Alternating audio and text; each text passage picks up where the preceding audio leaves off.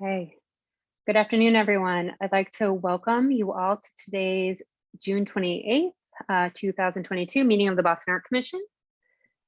My name is Karen Goodfellow, and I'm the Director of Public Art in the Mayor's Office of Arts and Culture. And in that capacity, I'm also the Director of the Boston Art Commission. Let's all take a moment to update our names and pronouns and make sure we are muted. In accordance with the Commonwealth of Massachusetts Executive Order suspending certain provisions of the open meeting law, we are conducting this meeting virtually. To ensure public access to the deliberations of the Boston Art Commission, the public can join this meeting through telephone and video conferencing. For those of you with us today, this meeting is being recorded and closed captioning is available. You can access it at the bottom of the screen. If you have trouble locating the button, please chat us for assistance. The Mayor's Office of Arts and Culture and the Boston Art Commission believe that public art is any artwork installed in publicly accessible spaces where they can be experienced by everyone for free. We engage in discussions about public art in Boston in order to foster the creation and collection of artworks that reflect the people, ideas, histories, and futures of Boston, which is on the traditional homeland of the Massachusetts people. We acknowledge the continuing presence of the Massachusetts as well as the Wampanoag and Nipmuc peoples. We also recognize the Indigenous peoples represented in the city's residents in addition to those in the diaspora. For transparency and community input, artworks proposed for City of Boston property are reviewed and discussed at public meetings of the BAC on a regular, usually monthly basis. And working together with the public art team in the Mayor's Office of Arts and Culture, the BAC is an independent board composed of 2 ex officio and 7 volunteer committee members appointed by the mayor. The BAC has executive authority to approve and commission artworks intended to be added to the city's collection or to be placed on city property. Our meetings are generally held on the second Tuesday, although our meeting today does not fit that pattern. We'll likely not meet in July, but we'll resume our regular schedule of meetings in August, and we will advertise those meetings as usual. And we hope you'll continue to join us.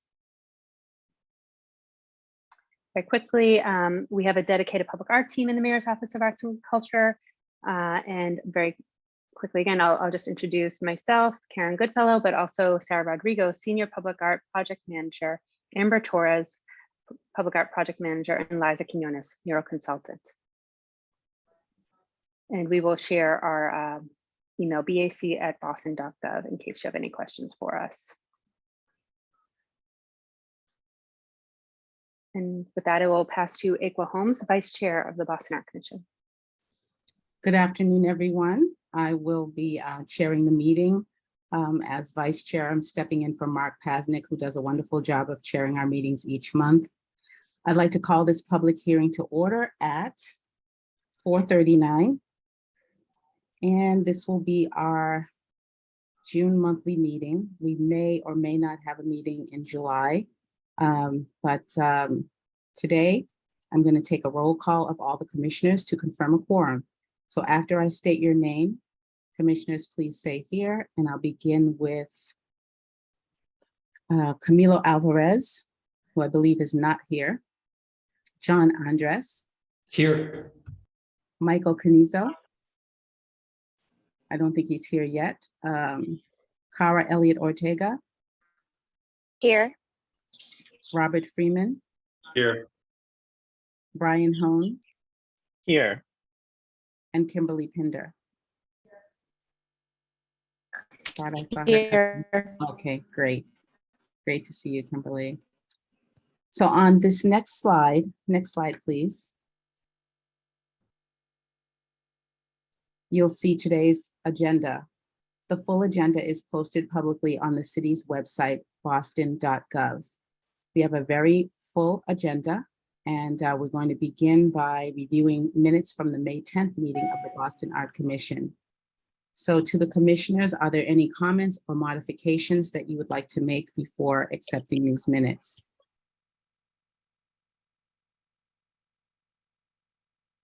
I'll give you 30 more seconds.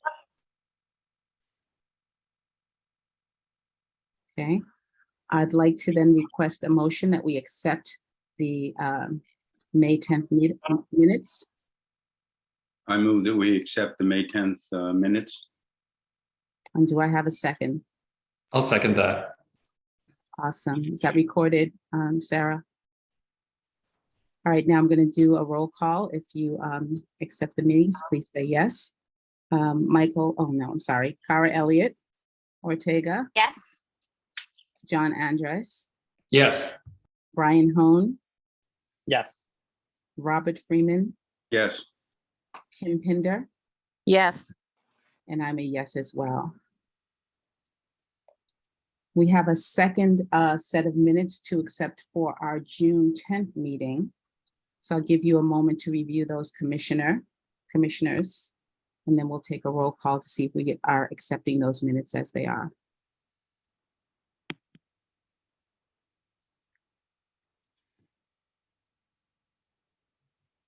Okay, hearing no changes, I'll do a roll call.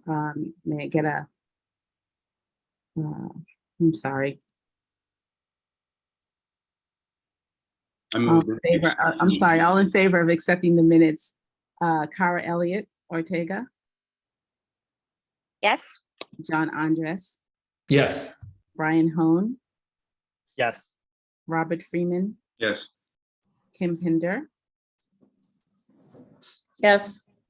and I'm a yes as well. So those minutes are accepted. I'm not sure if I did that in the right order. So now Karen is going to highlight the presentations for public review and give her director's report. After the Thanks, Vic. presentations, you'll have an opportunity to, we'll share with you an opportunity of how you can participate in the conversation about these public art presentations. Great, thank you, Ekwa. We have 8 presentations for review today.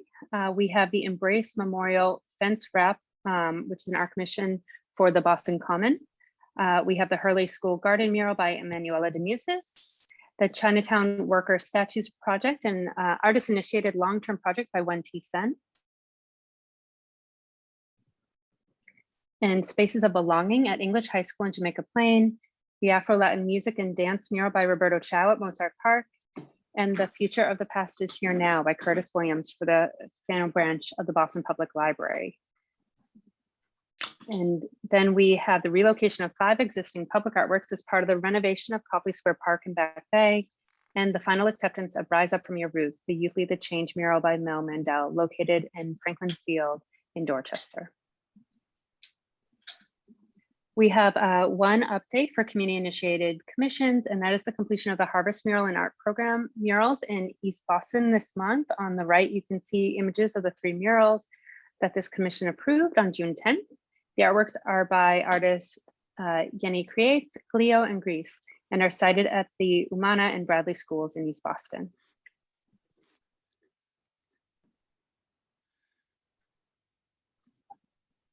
Now we'll review long-term city-initiated public art projects. Tomorrow night, we are hosting an artist talk with Rixie in front of her work in progress, Rita Spotlight, a meal honoring the life and legacy of Rita Hester. The event is at the Plaza at 540 Cambridge Street in Allston, and we invite everyone to attend. I've seen some video of the mural in progress and it looks amazing. So I think tomorrow night is going to be really fantastic. Later in tonight's meeting, we'll be reviewing the mural Rise Up From Your Roots by Mel Mandel for acceptance into the city's collection.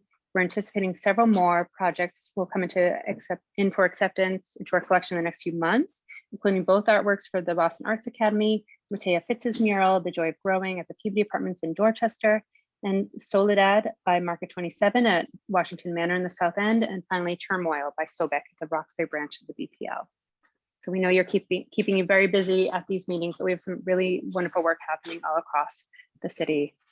And continuing on this month's updates, for Paintbox, we're working on assignments and we'll be bringing in new proposals for your review the next time we gather. We'll also have a call to artists opening soon for new artworks for Copley Square Park based on work we did with the One Boston Resilience Project in 2018. For collections projects, 3 artworks by Fern Cunningham were cleaned and repatinated this month by our host, Dr. Daedalus. The 3 works were Earth Challengers, Family Circle, and The Value of Life. You can see a detail of Earth Challengers before and after in the left images and of Family Circle before and after on the right. The Vendome Memorial on the Commonwealth Avenue Mall was cleaned prior to the observation of the 50th anniversary of that tragic event. We will be releasing a new RFP for a conservation house doctor. The current contract was only for 1 year and included the collections audit. The next version will be a 3-year contract for conservation and maintenance, as well as reviewing maintenance plans for new works and dealing with emergency cleanings and repairs. And the Emancipation Group was 3D scanned and photographed by Mass Consortium in accordance with this commission's vote to remove the artwork. The work in process is shown in the upper left-hand photograph, courtesy of Mass Consortium, and the other images are from the object file.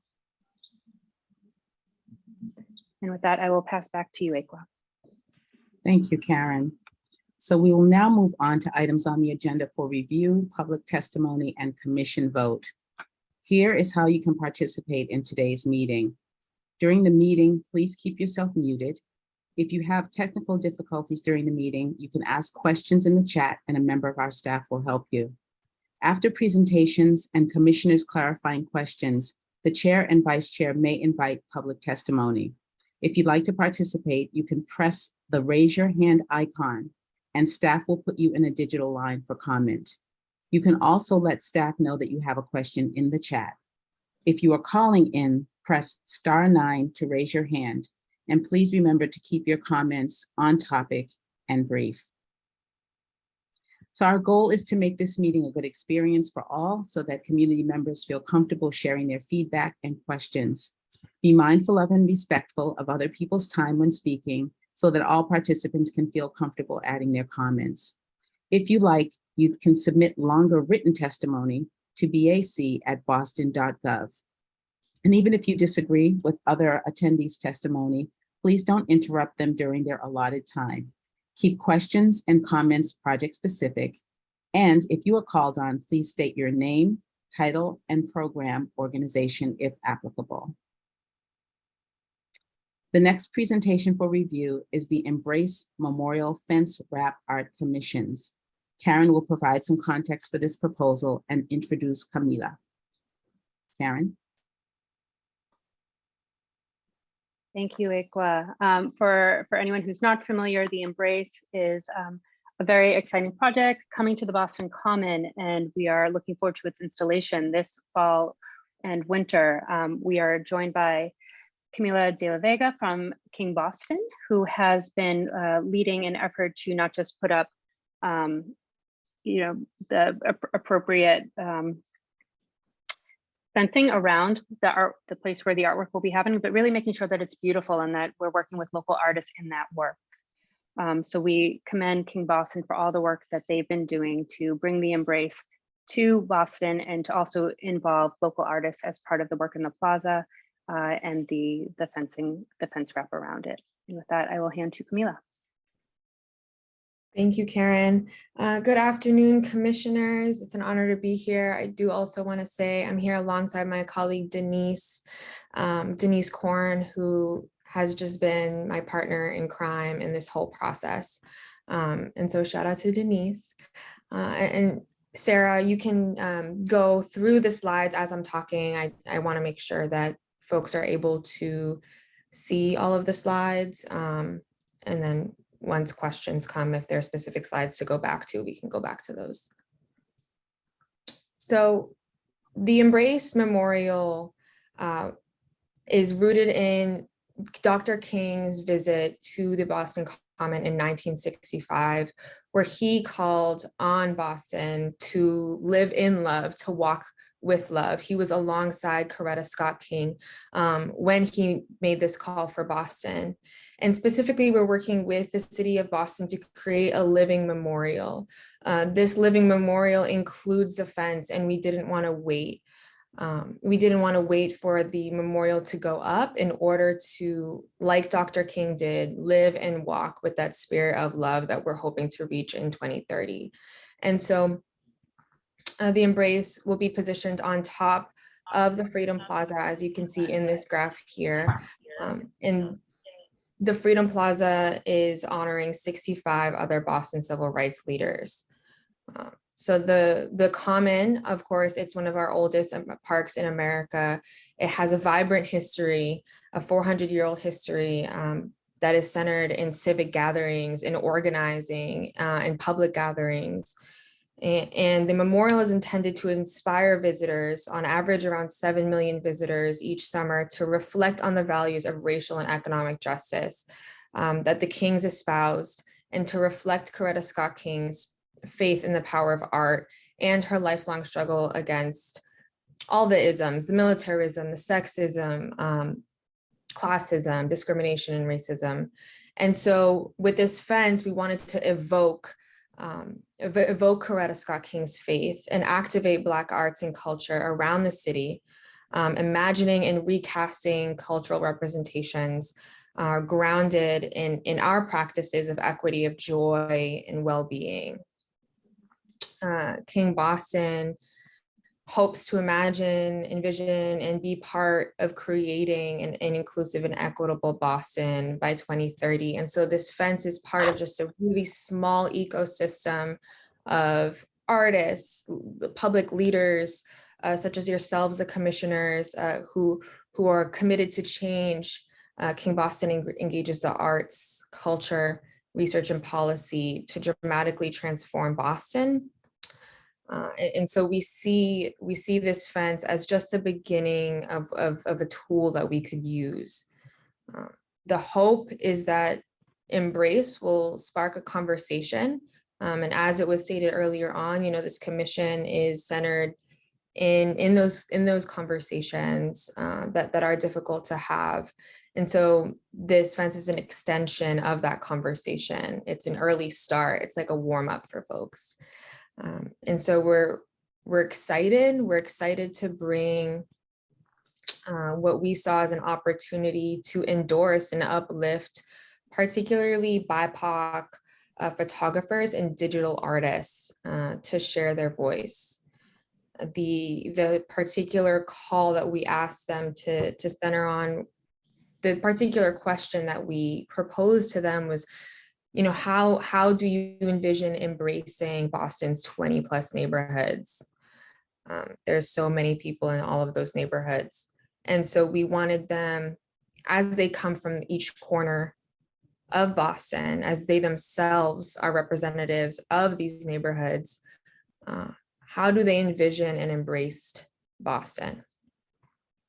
And to get into some logistics and hopefully answer some questions of the commissioners, we hope to have this rotating exhibit. We hope for it to be in a rotating exhibit until at least MLK weekend, when the Embrace monument itself is unveiled on MLK weekend 2023. The particular hard date for that would be January 16th.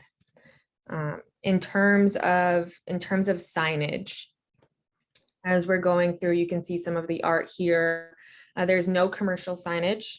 There will also be no social media handles or URLs up on the fence banner. So what there will be is a project statement banner, which will be something similar to what I have just shared with you verbally, except it will be in writing on each side of the fence, where the project will be explained and it introduces the artists. There will be a QR code that will lead visitors, hopefully those 7 million folks interested in having a conversation with us, to engage the artists and to engage with King Boston and the work we do as well. The materials, the tactical materials that we will be using, it will be a vinyl banner. If you've been to a large construction site, you might be familiar with the material. It's a thick banner. They're typically hung with zip ties, and that is to match the current condition that the banners are held up in. And lastly, our process of community engagement has looked like reaching out intentionally to folks that we are in community with as an organization. So it's a mixture of artists and also nonprofits. There's a list that we're happy to provide, and also I'm sure, I can speak to some folks to who those folks are at this time. And lastly, if there is, it is a public area, it is the Boston Common. It is construction, things happen. So if there is an issue with the fence, with the art, I myself will be the main point of contact. I'm there every week, anyways. And so I'll have eyes on the artwork. And we do intend on taking responsibility for, if and when there is any damage to the artwork, we will take the appropriate steps in order to make sure that it is in its integrity. And so I know that was a lot that I just said. And so hopefully I was under 5 minutes and can make space for any questions, comments, insights. You did well, Camila. That was 7 minutes, but it was 7 packed minutes with inspiration. And I just want to commend you and Denise for the Embrace Festival, which I think really represented what King Boston is all about in terms of generating new ideas and new strategies, developing new communities. I just really enjoyed so much of it. So I want to commend you all for that. It was wonderful. Thank you. So I want to open up to commissioners who may have clarifying questions or comments that they'd like to make. I have a question. Thank you for your presentation, Camilla. I guess I have 2 questions. One, how were the artists selected? And the second question is, how long, what is the term before they're rotated on this fence? Absolutely. So the artists, there was an RFP, a request for proposals that was sent out to these intentional partners. I can name off, we've sent it out to the founder of BAMS Fest, Artists for Humanity, Mass Creative, the Boston Arts Academy, to name a few. Those are just a few of the organizations that we sent out this request for proposals to. And so then we received those proposals, and according to, if they aligned with primarily the media, we were looking primarily for photography and for digital artists. And so we looked primarily to see that they could align with that type of media that we were looking for. By media, I mean the medium in which their art came in. That was the criteria. And I'm happy to share, we've shared it with the BAC as well, the RFP that we've sent out. Right. No, thank you. And what is you said that these images will be rotated? Yep. And what is the term of the rotation? We don't have an exact time frame for when the rotation will be happening. By rotating, we want to leave it open and available to if and when there are other artists that want to come in that we are in relationship with. And it fits well for their art to be alongside the art of others. So there's no solidified time frame. It's an intention and to keep it open for other artists and folks. What we're saying basically is it's not a solidified gallery, right? Like there's openness, there's space for other art to exist there as well. Thank you. Of course. I just, the work that you showed has so much variety. And I think that's an exciting feature that, you can think you've seen it and then you come on a certain day and it's completely different. I mean, just, I feel like there's representation of so many different viewpoints from artists. Now, if other artists want to get involved, do they just directly contact you, or is that something that you're doing outreach on? Absolutely. So we'll have contact information via, those QR codes that we plan on having around the Embrace, and whether that communication arrives directly to me or someone who works closely, for example, with Denise, or the communications team at King Boston. There will be a way to contact us once the banners are up. Echo, we're going to use the King Boston website as a portal for this whole project. And since this was a commission, these are each paid commissions for each of these artists to participate. Mm-hmm. So Robert, just to add to Camila's answer, should we express an interest to add new artists or to expand the way that the rotation works, we would bring this back to the commission for review, of course. So. Thank you, Denise. See, I'm Partner in crime. It doesn't happen alone. Other thoughts, commissioners? Okay, well, then I would ask for a motion that we accept the final designs as presented by King Boston for the construction wrap. Are there any- TakeOne, I'm sorry to interrupt. Do we need to ask for public comment? Oh, I'm sorry. See, I told you. I apologize. We're now going to open up the floor for public comment.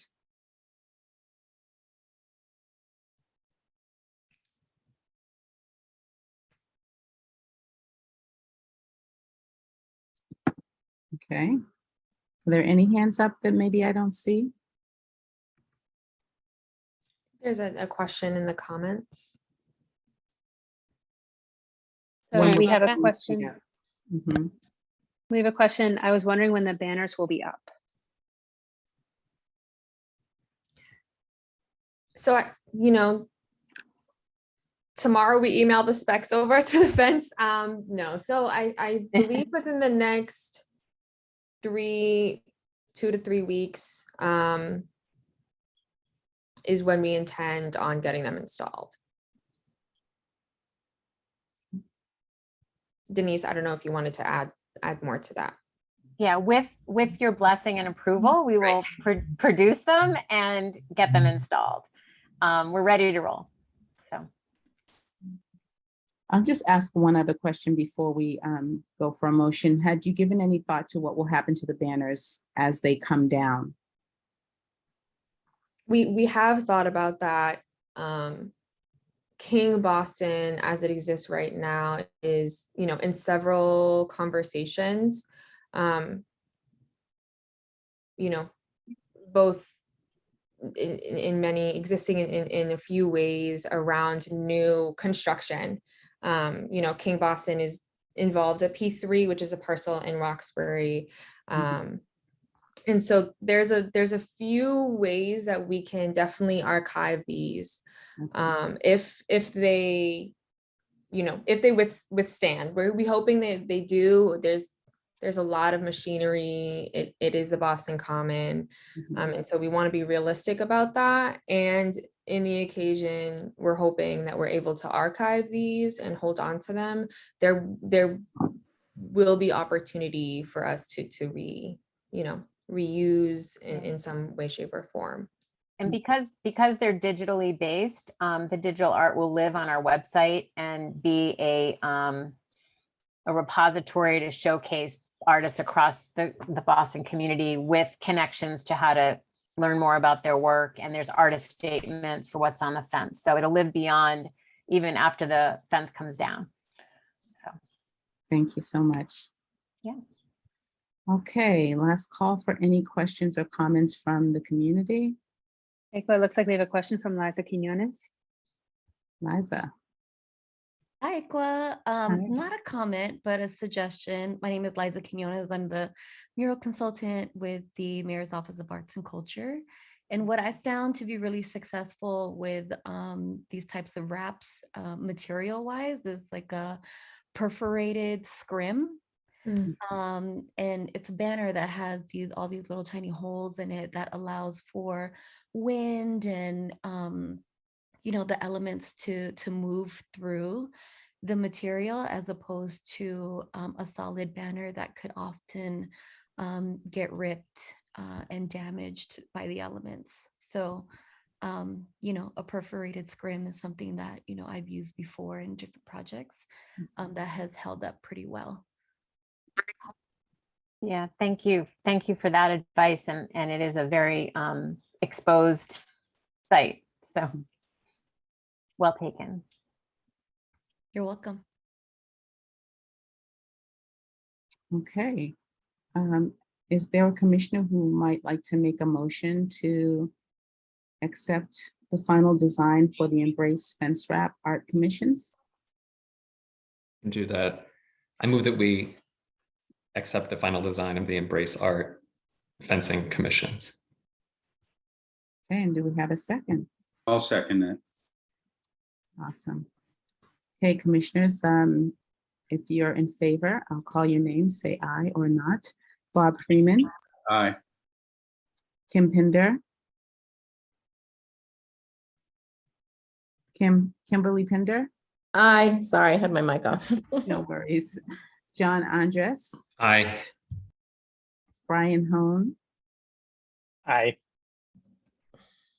Cara Elliott Ortega, She has stepped out of the meeting.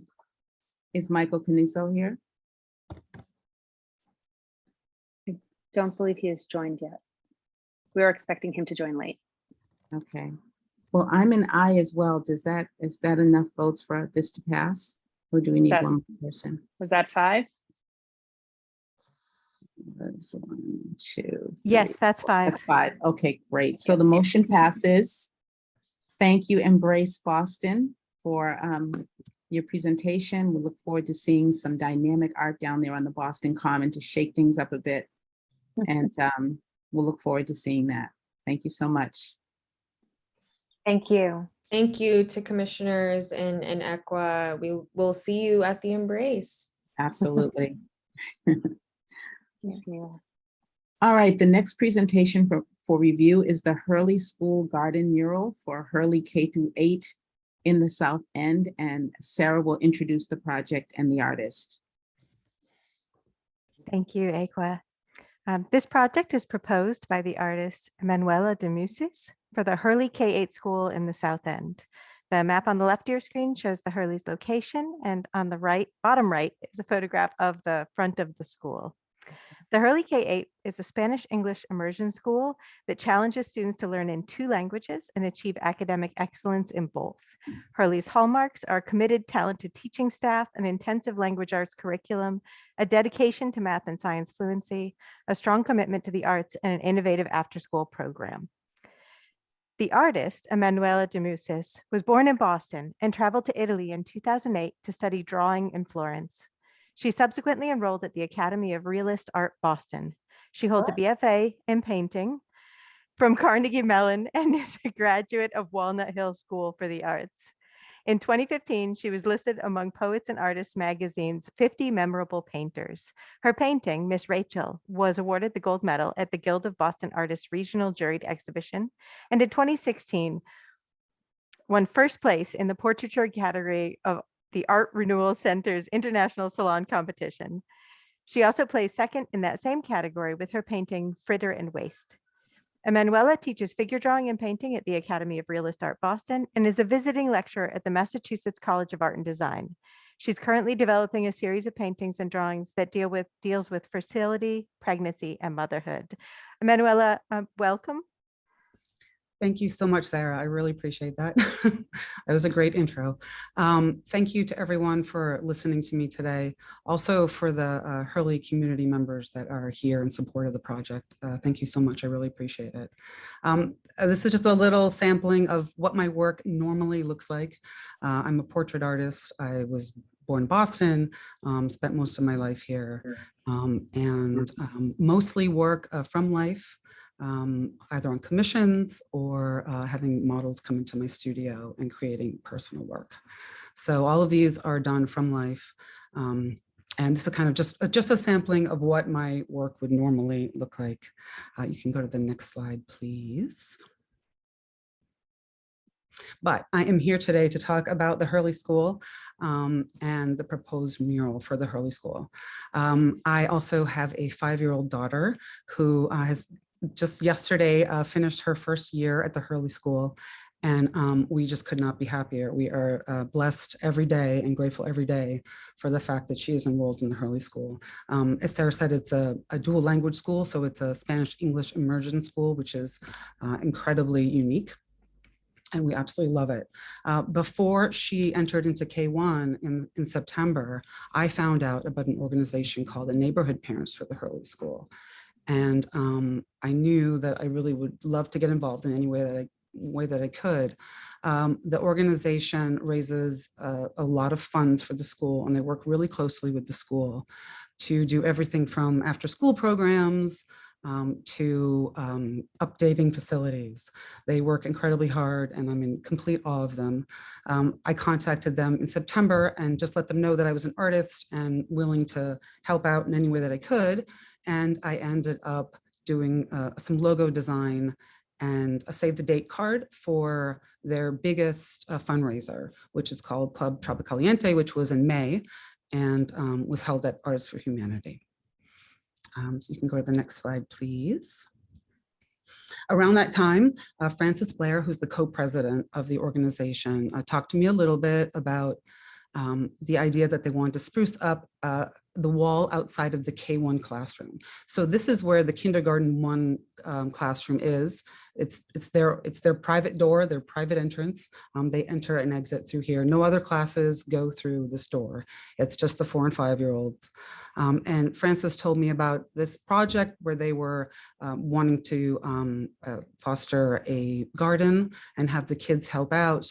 And would I be interested in painting a little mural on the wall behind the garden?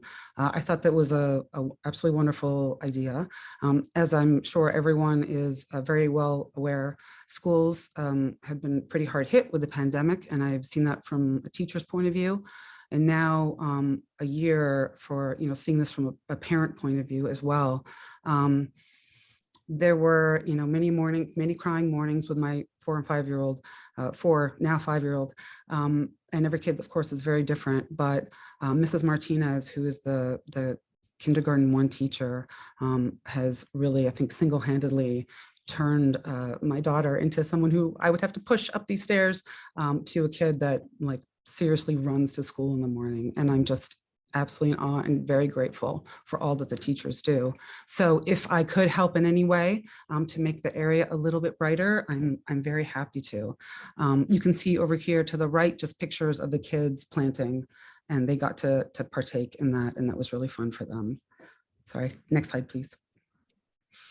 So my idea is to create a landscape, a little garden, filled really with birds, birds that we find in Boston, but also because it's a dual language school, birds that have flown in from different parts of the world, Central America, South America, and different flowers, different butterflies, different fruits. And these are just some drawings that I did just to kind of show a small sampling of what would be in the mural. And you can go to the next slide, please. And here is where I'm at so far with this mural. This is a digital sketch of the mural. My idea was to really kind of create a secret garden for the kids, a garden that resides in their classroom, so that when they come, when they enter in the morning and when they leave in the afternoon, they can take a look, and obviously they can go out there with their teacher and have a look. I wanted to not only just create some nice visuals for them, but also create something that was educational. So I will put together everything that is contained in the mural, give a list to the K1 teacher, Mrs. Martinez, and they can look for, let's say, the sparrow, the pigeon, the toucan, the macaw. They can look for all of these elements within this mural. And so that it's not just about visuals, but also educational. What you're seeing here, I would kind of say is kind of a base. I'm definitely going to be adding more into the mural. A lot of the things that I'm dealing with, like little ladybugs and inchworms and things like that, are so tiny to put into this digital sketch. So there will be more added into this mural. Any kind of place that you see that doesn't have a lot right now will have a lot. So I'll just be continually adding to it before I install it, or before I hope to install it. This is a detail of one of the sides. And then next slide, you can see a detail of the other side. So I do kind of want to create a trompe l'oeil effect where a little trickery, like, the paw of the rabbit is coming out of the frame. And obviously the bricks are structured so that it seems like this is the garden within these walls.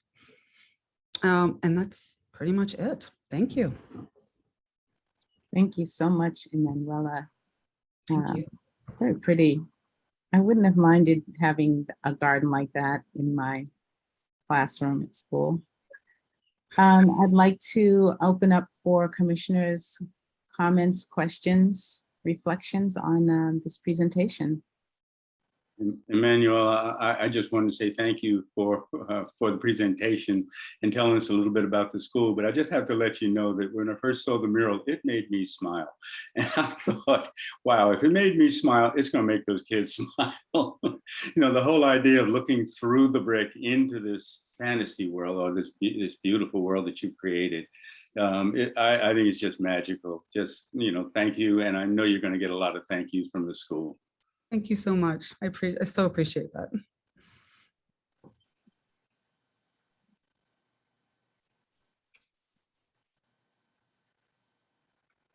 Any other commissioners? I have one question for you. Did you involve the children at all in your sketches? Did you ask them what kinds of birds and flowers they might be interested in? Or did you have any kind of presentation with the children or the parents or the parents? Yeah, thank you. I have not had a presentation with the kids or with the parents, no. I did speak to Mrs. Martinez, the K1 teacher, and then just an email correspondence also with Ms. Verano, the principal of the Hurley School. But no, the kids I have not, but I certainly know enough of them now that I could. All right. So when they come back to school in the fall, they will be given this gift. Is that the idea? This is the idea. September 8th is the first day, and that's my deadline. The school hasn't put me on any kind of a deadline, hard deadline, but that's my own deadline for this, so they can have that on opening day. Other questions about sealing the painting in? Will it be long lasting? Since it is right down on the ground and lots of hands will be touching it and that kind of thing. So it's definitely eye level. They're right there with this mural. So yes, I'm going to, the wall's actually in pretty good shape, but I'm going to clean, prime, tape it off, all that stuff. And then yes, definitely seal it. And I'm there, you know, almost every school day. So I'll just keep checking up on it and making sure that everything is in good order. Awesome. All right, if there are no commissioners that wish to ask, Sarah, do we see any hands up there? I'd like to open it up to the public then. I see a hand. Jean Girbon. Oh, you have you're muted.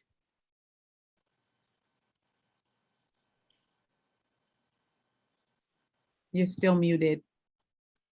Try one more time. Okay. There you go. Okay.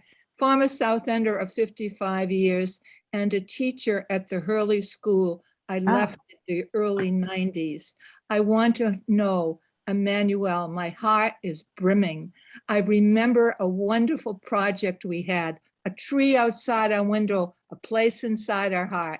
You are continuing to involve kids in the beauty of nature. And I congratulate you, all the teachers, and of course the kids. Thanks so much. This was an unexpected pleasure. Thank you. Thank you. Thank you so much. Thank you. I see Bethy Verano. I see a hand up. Good afternoon. So my name is Bethy Verano. I'm the principal of the Hurley.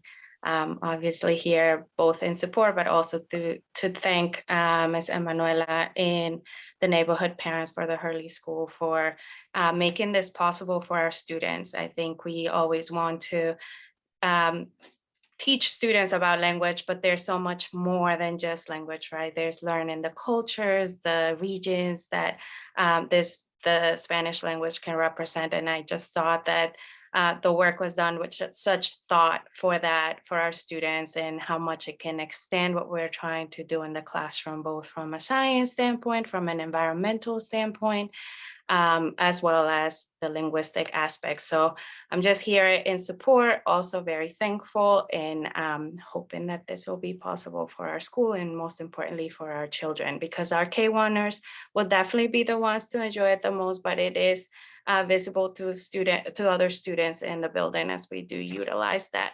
side. So I just think it will bring a lot of joy for our children, especially after everything we've been through the last couple of years, and for our families. I think our families also use the space, and we want it to continue to be welcoming and inspiring.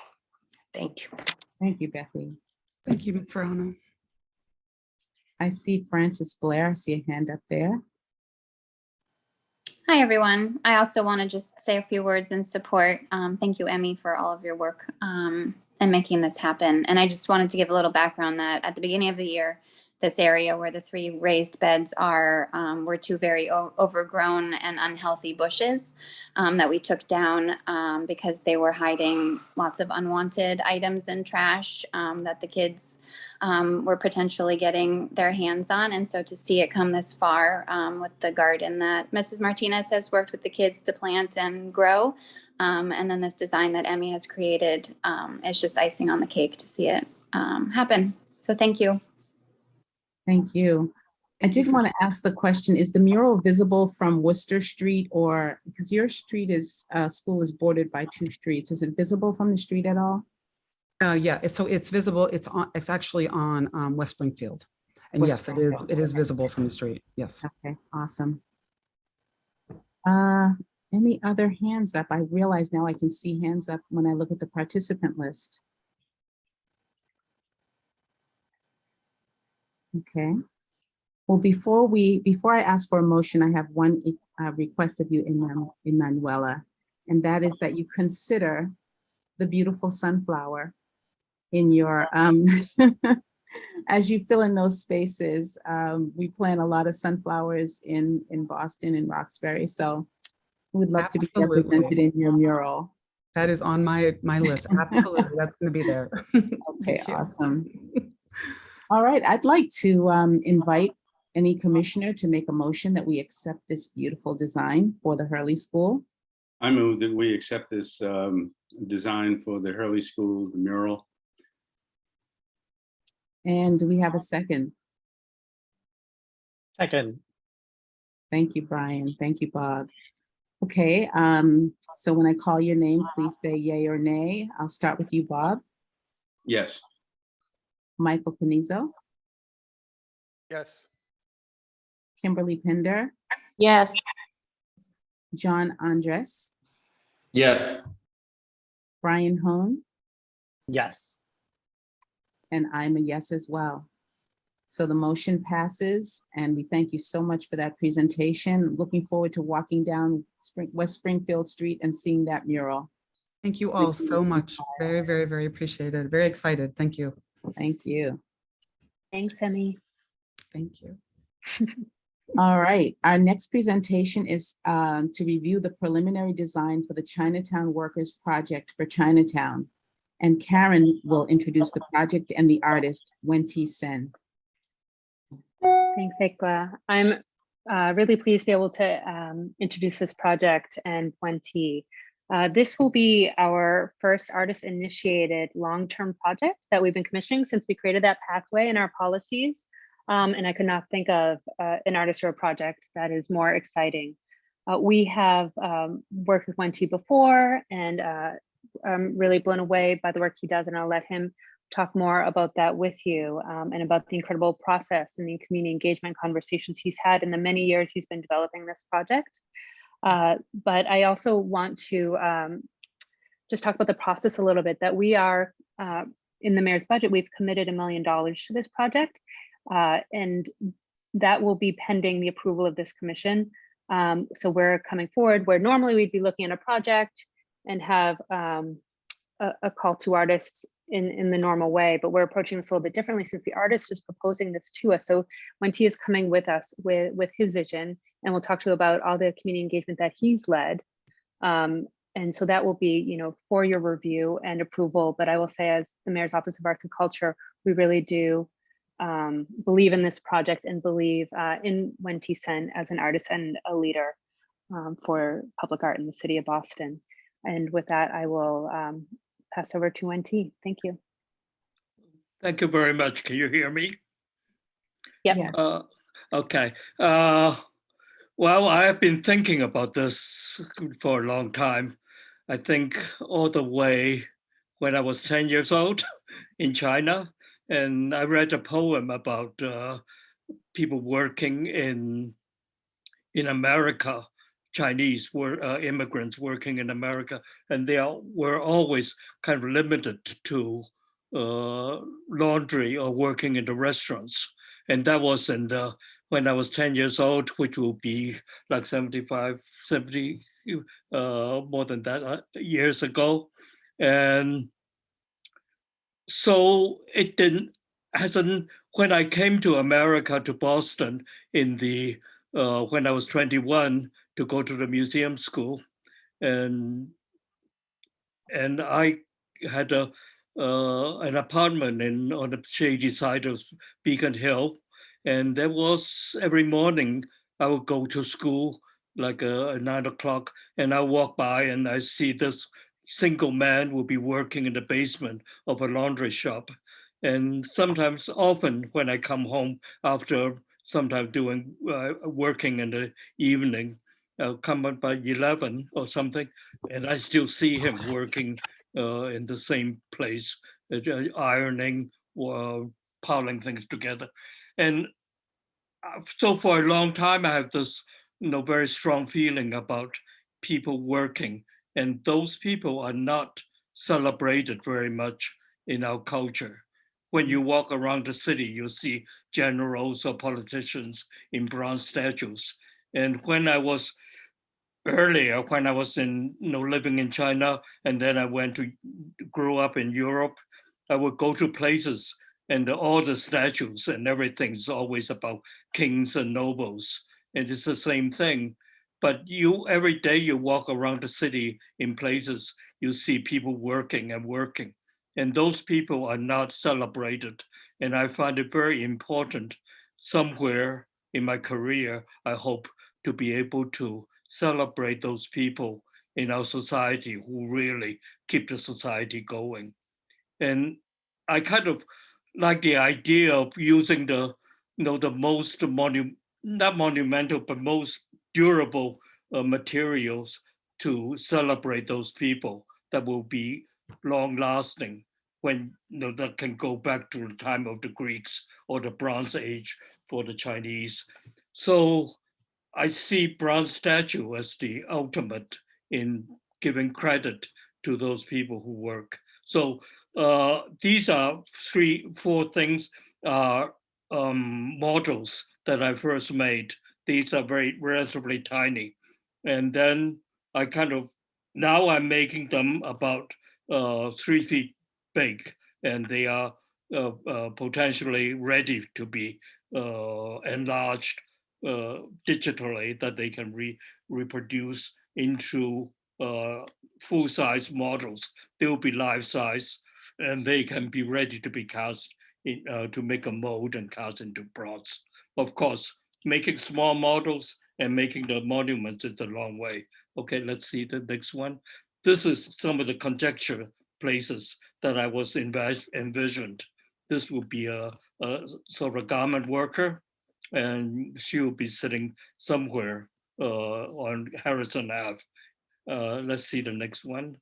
The 4 people that I want is, one is a garment worker, one is a cook this is like a image of a cook cutting up a duck, which I really enjoyed because I could go and buy a duck as a model for me to make them sculpture to. Let's see the next one. This is the image in front of the Chinatown gate of a grandmother taking care of a child. Sometimes people wonder why you consider grandmother as a worker, but of course she would not be paid most likely, but her work is absolutely essential, especially when I talk quite often with the children who grew up, because both parents are working in a different kind of work in restaurants or in garment workers. The grandmother and the grandfather, they both often take care of the child after school, and they learn a lot because they are learning English. They grew up with English in the schools, even though they might have born in China or something. but the grandmother gave them a real link to the real Chinese culture. So they often remember their quality as a nation coming from the grandmother. Okay, of course, it's a kind of a joke with tourists looking at it here. It's a Photoshop assistance. Go on, let's try the next one. Oh, this is it's a laundry man at a counter sitting at Liberty Tree Plaza.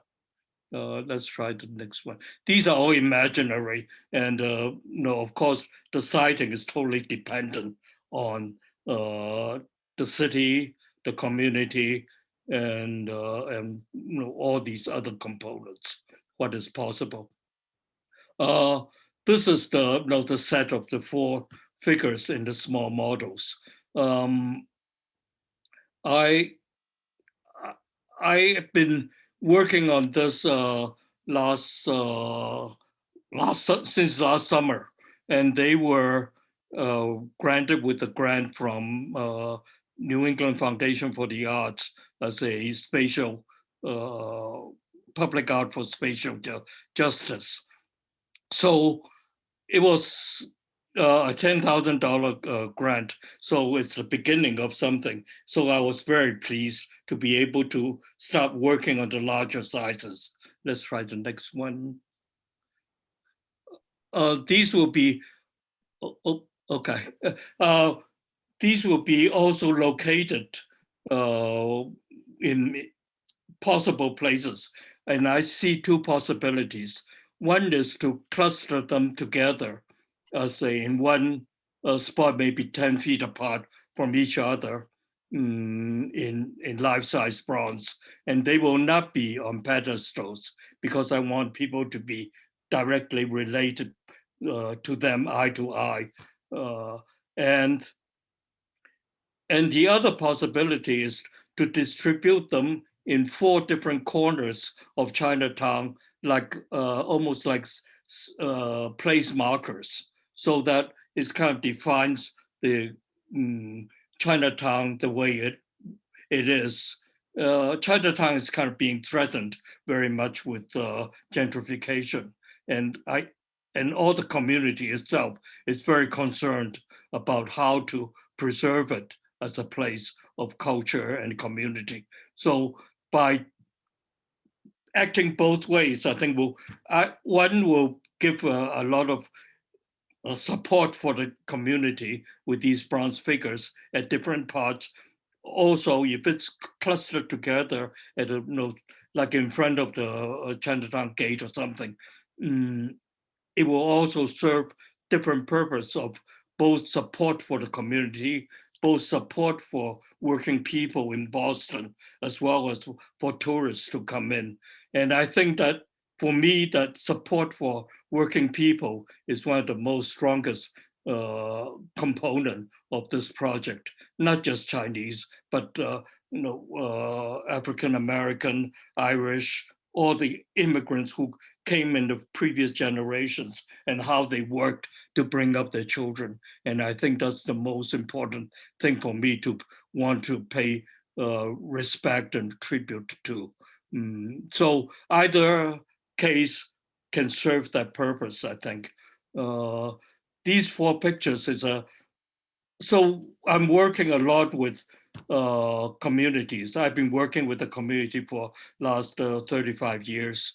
And these are groups that we got together for 2 events. One is at the Powell Arts Center to present sculpture. You can see it on the those are the more recent ones for people to look at.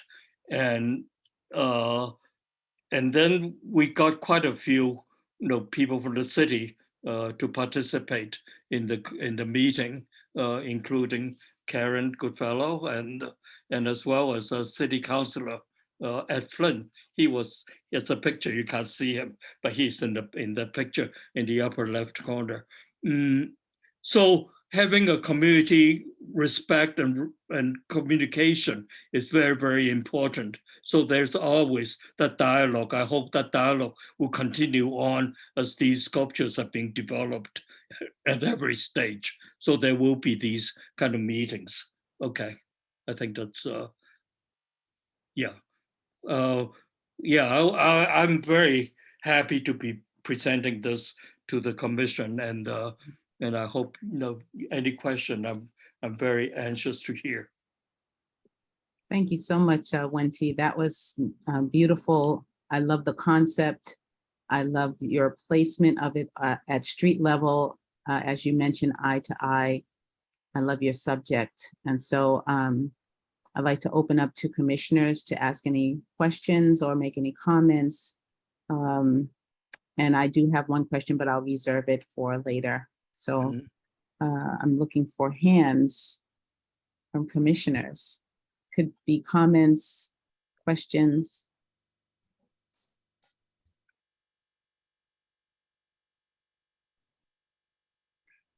Well, I love this idea of you sketching in clay. Okay, I see Sophia Thomas. It's not. Sophia, hi there. Hiya.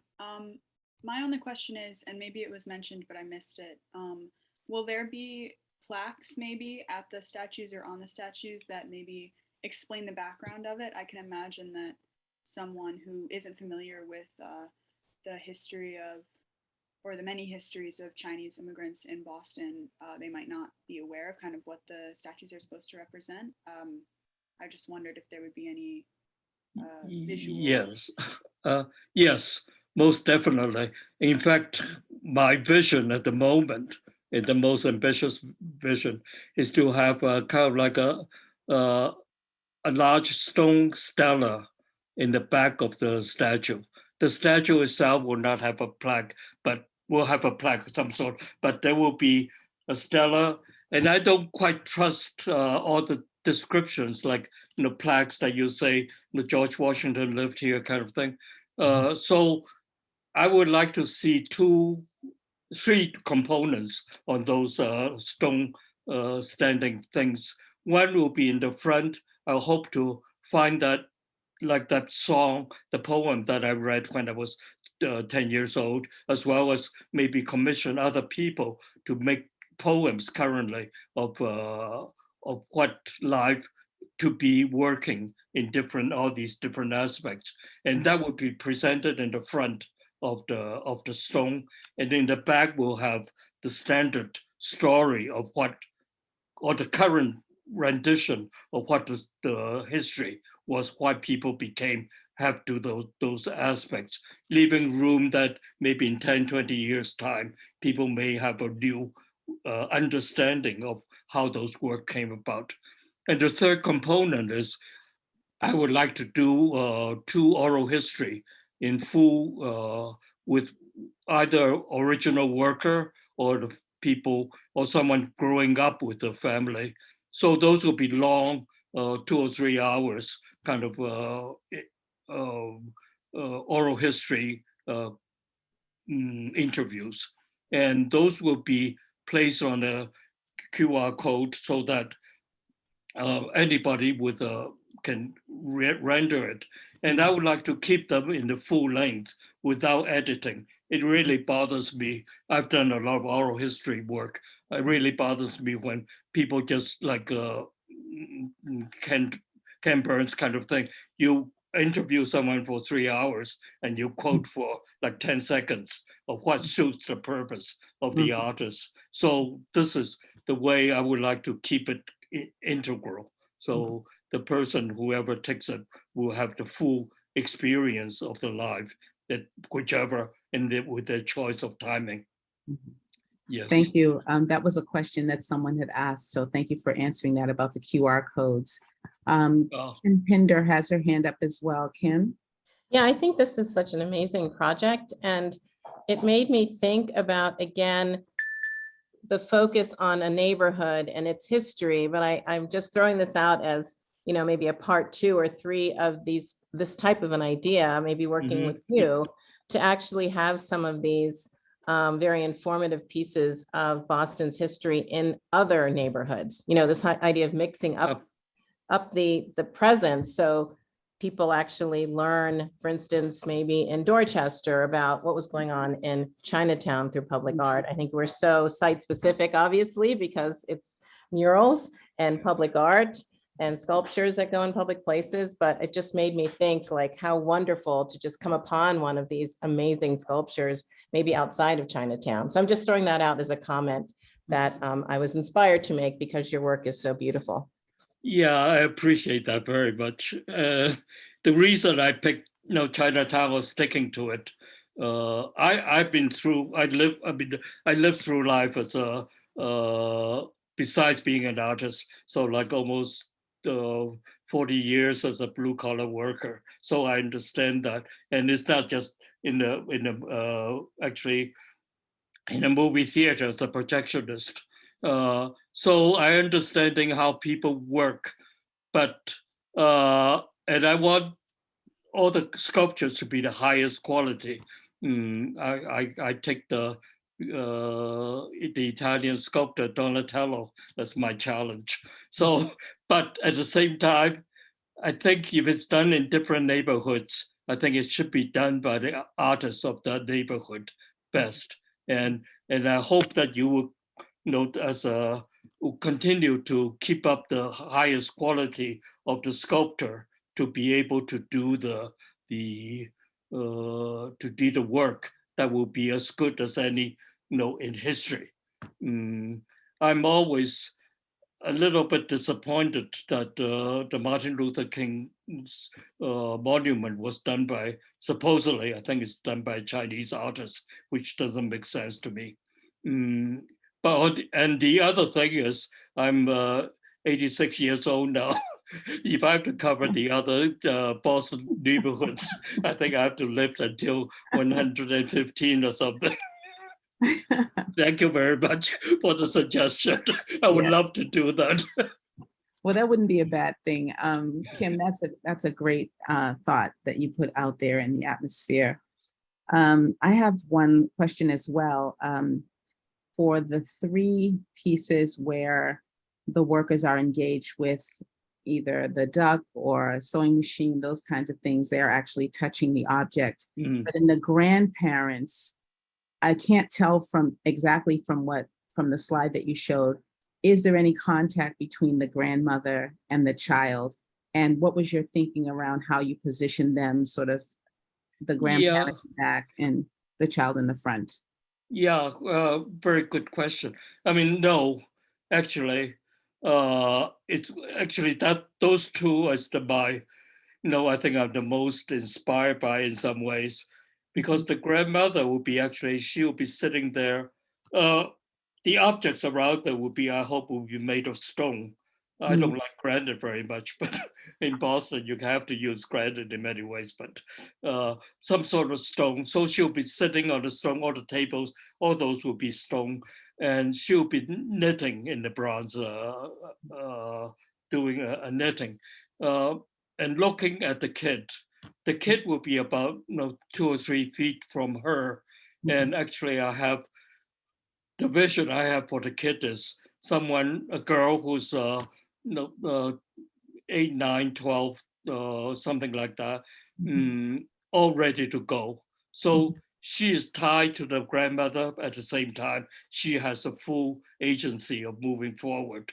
She could be the Supreme Court justice in the next life, in the future life. So she should have all the power that the grandmother is backing her. So she has the back of the grandmother, but she is out on her own, even at that age. That's the vision I have. Thank you so much for that. Thank you. I want to open it up to the public to ask any questions. I thought I just saw Jean's hand up for a second. Yes, Jean. Please. I'm sorry to interrupt. I'm going to make this as fast as I can. No worries. I have a little historic testimony about my late husband, a sculptor, who lived in what was then Chinatown. It was the South Cove, and his mother used to go to work, a Lebanese Syrian immigrant, every single morning before he had to get to school, the Quincy School. And so how did they say good morning to each other? The recess bell would ring and he would run out to the recess yard and she would hear it and run to her window. She worked at Boston Petticoat Piecework, and they would wave. That has always been, every time I saw that scene, that little guy waving to his mother. And then what happened? She kept working piecework day after day. He kept working, became an artist, made the New York Times with a piece of sculpture. And what did the owner of Boston Petticoat do? He ran into where the sewing machines were, and he said to her, "Rose, is this your son?" And tears. And all the girls got off out of their sewing machines, kept, even though they were working on piecework, came over and gave her a hug. Is that a story about those women who worked so hard for so many years at all of those factories? So thank you, sir, for remembering and paying tribute to them. I really add just Go one more ahead. thing that's I'm related? done. I'm done. I love the story, and just for information, I lived for 3 years in Lebanon and got to know a lot of the wonderful people there. And I was teaching there. So it was, and I know the story. When I first came, I used to go there for Syrian food. You know? and by the way, the whole story shows you what a wonderfully diverse community it had been. Thank you so much. Thank you, Jean, and thank you, Wen-ti. Anyone else before we put forth a motion? Okay, not seeing any hands, I'd like to invite any commissioners to put forth a motion to accept the preliminary design on Chinatown Workers Statue Project. I'll put forth the motion. Thank you, Kimberly.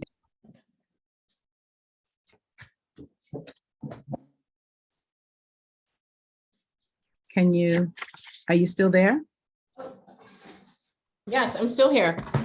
Okay, and what is your motion, Kimberly? Oh, my motion is to put forth the approval of the, I always can never get the whole full title right. Preliminary design. The preliminary designs for Chinatown Workers Statue Project. Thank you. The preliminary design for the Chinatown Workers Statue Project. Thank you very much. Thank you. Do we have a second? I'll second that. Was that Bob? Yes. Okay, great. All right, so let's run through with the commissioners. I think I'm going to start with Michael Canizo. Yes. Awesome. Kim? Yes. John Andres? Yes. Brian Hone? Yes. Bob Freeman? Yes. And I'm a yes as well, an enthusiastic yes. Wen-ti, thank you so much for the stories and the work. We're excited to see you moving forward. Thank you so much. I really appreciate that, everybody. You're welcome. Excited. Thank you so much, Wen-ti.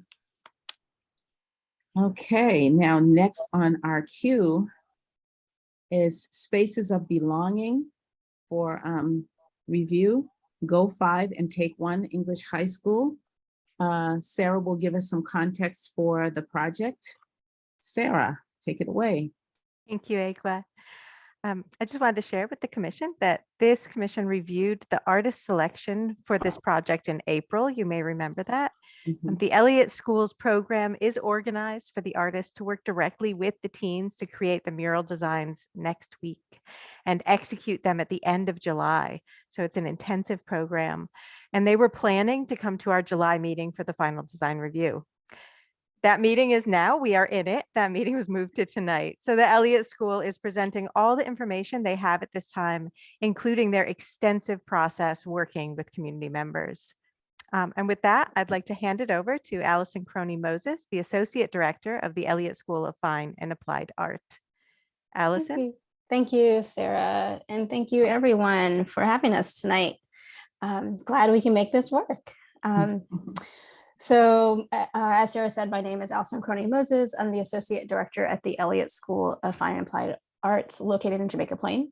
I'm joined with Emma Green, our Artist in Residence Coordinator. So we are seeking for final approval from the Boston Arts Commission for the Space of Belonging mural. It's a program that's part of our Artist in Residence program, working hand in hand with our Teen Bridge program, and will be installed at English High School in Jamaica Plain. Hopefully will be installed.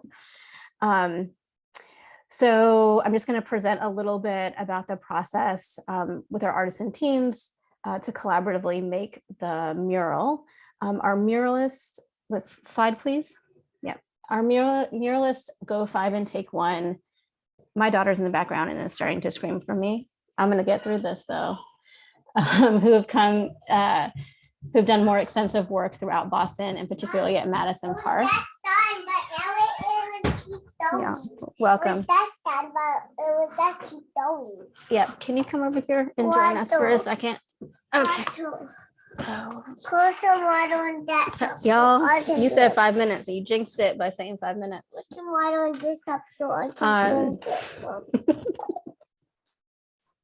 You know, Allison, you do have your script in the slides. If you'd like me to read through it, and then you can be here to answer questions, would that be easier? No, because it's updated. I got it. Okay, great. So a few examples of work are here. And then if you can go to the next slide. Yep. So these are also 2 examples at schools in Boston, David Leadership Academy at the left, and then Madison Park on the right. I believe y'all are likely familiar with these murals. Can you go to the next slide? So Eliot School's Artist in Residence program, it does bring a Boston-based artist every year to work with teens who we call our teen artists. To work together during a summer intensive process of collaborative design, art making, and community engagement, and are paid for their time. This occurs in the month of July. It's a collaborative process, which is really critical, a really critical part of our program, which makes it such a positive impact for our teens, our artists, and our community. I want to point out how we have community input in the project for this specific project. So our collaboration is with English High School, and it extends beyond just the mural. We have a multiple year partnership with English High through where Eliot School teachers have taught woodworking and visual arts this year through a mural making project at English High. And water on my desk, y'all. To bring community voice to the center of the program, we invited y'all, my daughter is unplugging my computer. I'm just gonna wing it at this point. So they're bringing 6 English High teens to join 4 of our Teen Bridge youth. And so they can be part of the design and the thinking throughout July. We also sent out a community survey to parents, community members of English High, and the Jamaica Plain, through the Jamaica Plain neighborhood through our listserv. And we also collected survey responses at our concert series that happens in our Eliot Schoolyard in JP, where hundreds of community members come every week during June and July. So we've collected at least 100 surveys at this point. I think about 100 surveys at this point. Can you turn the slide? Yeah, thank you to that. I can't see anything at this point, so just going with it.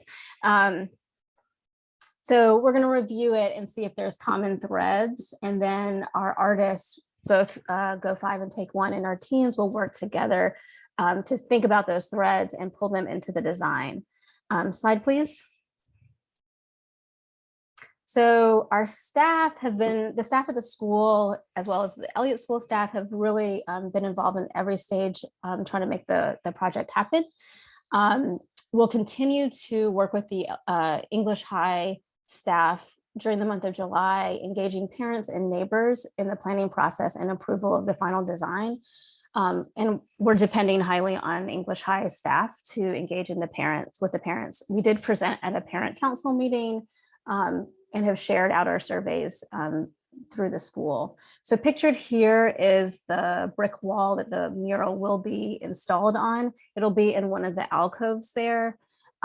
We did learn that the BPS will have potential construction on this site in 3 to 5 years. And we talked to the artists and the teens, and they want to move forward with this site as opposed to a concrete site or other locations at the school.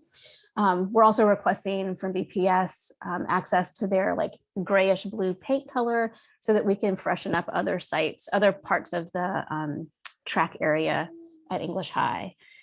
Slide, please. So pictured here are some of the murals that English High students created during their semester-long class. So again, this is with a teaching artist, guest artist, TakeOne came and worked with them and gave them feedback. And they created these murals that are installed on the interior of the building. There's a lot of murals inside English High. If y'all haven't seen them, you should. And it further kind of connects them to this theme of belonging as they create murals for their spaces. Slide, please.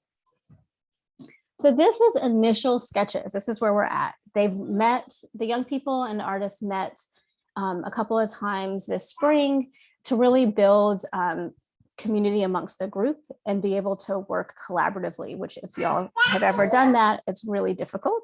So they've gone through a process of building relationships, working on some art skills and learning some mural techniques. And so these are just initial sketches of them working in groups to produce these. And then in July, they'll start it working on a final design. Hopefully we'll be finished after the first week, and then we'll install that design in the space. And we will, when the install is happening, we'll put out signs so that folks that are walking by or running by or whatever you do in English High's track area can come and talk about the murals and kind of be part of that process. There will be an exhibition at Piano Craft Gallery in August that'll also have a place for process images to be shown in a more of like a traditional art setting for the larger public to see. So we hope that y'all are on board. I'm gonna end it there with any questions. Okay, thank you, Allison. I made it. You made it. You did well. I don't know if anyone else would have been as cool as you were dealing with, you know, children who have needs at a particular moment. So I want to open it up to commissioners' questions. I'm going to start off by just asking the question, will this be one united mural, or is this going to be a mural made up of smaller murals by the students? I'm not clear on that. That's a really good question. So currently the thinking is that it'll be one united mural. I think how they determine that, I'm believing it's a collaborative process, so they're going to determine how that looks. You got to see 3 examples of collaboration, right? So in the past, we've done a mural with our teen artists where they all got a different section and each young person did their own piece, and then that made the mural. What they're working on as a group is one design, and I believe that that will continue as they go through this process. And apologies that the artists are not here. We scrambled to be here. Okay. I appreciate that. Any other commissioners have questions about the English High mural and the process, the outcomes?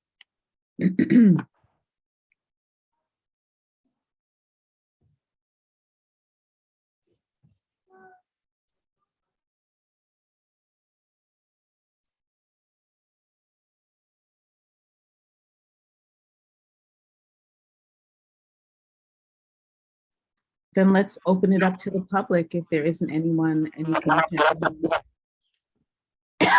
Who's that?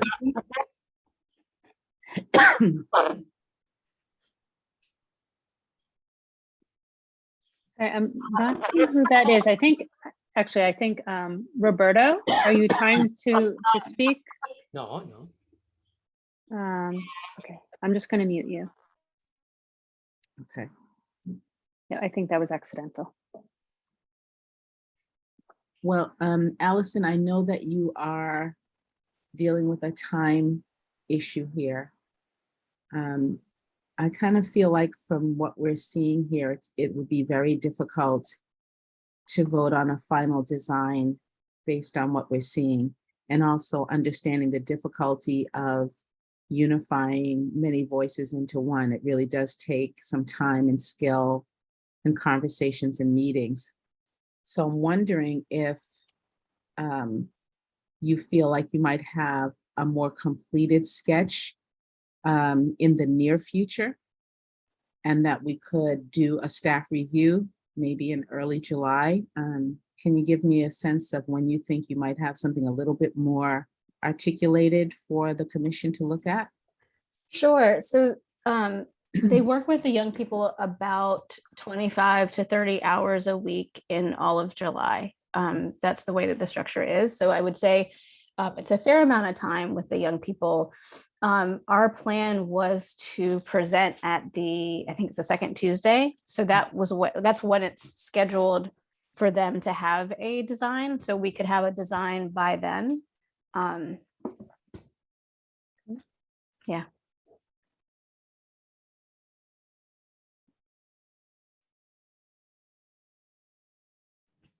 TakeOne, just to clarify, so you're asking if Allison, if we can vote on this final approval and then the staff would review and approve from there. Is that what you're asking?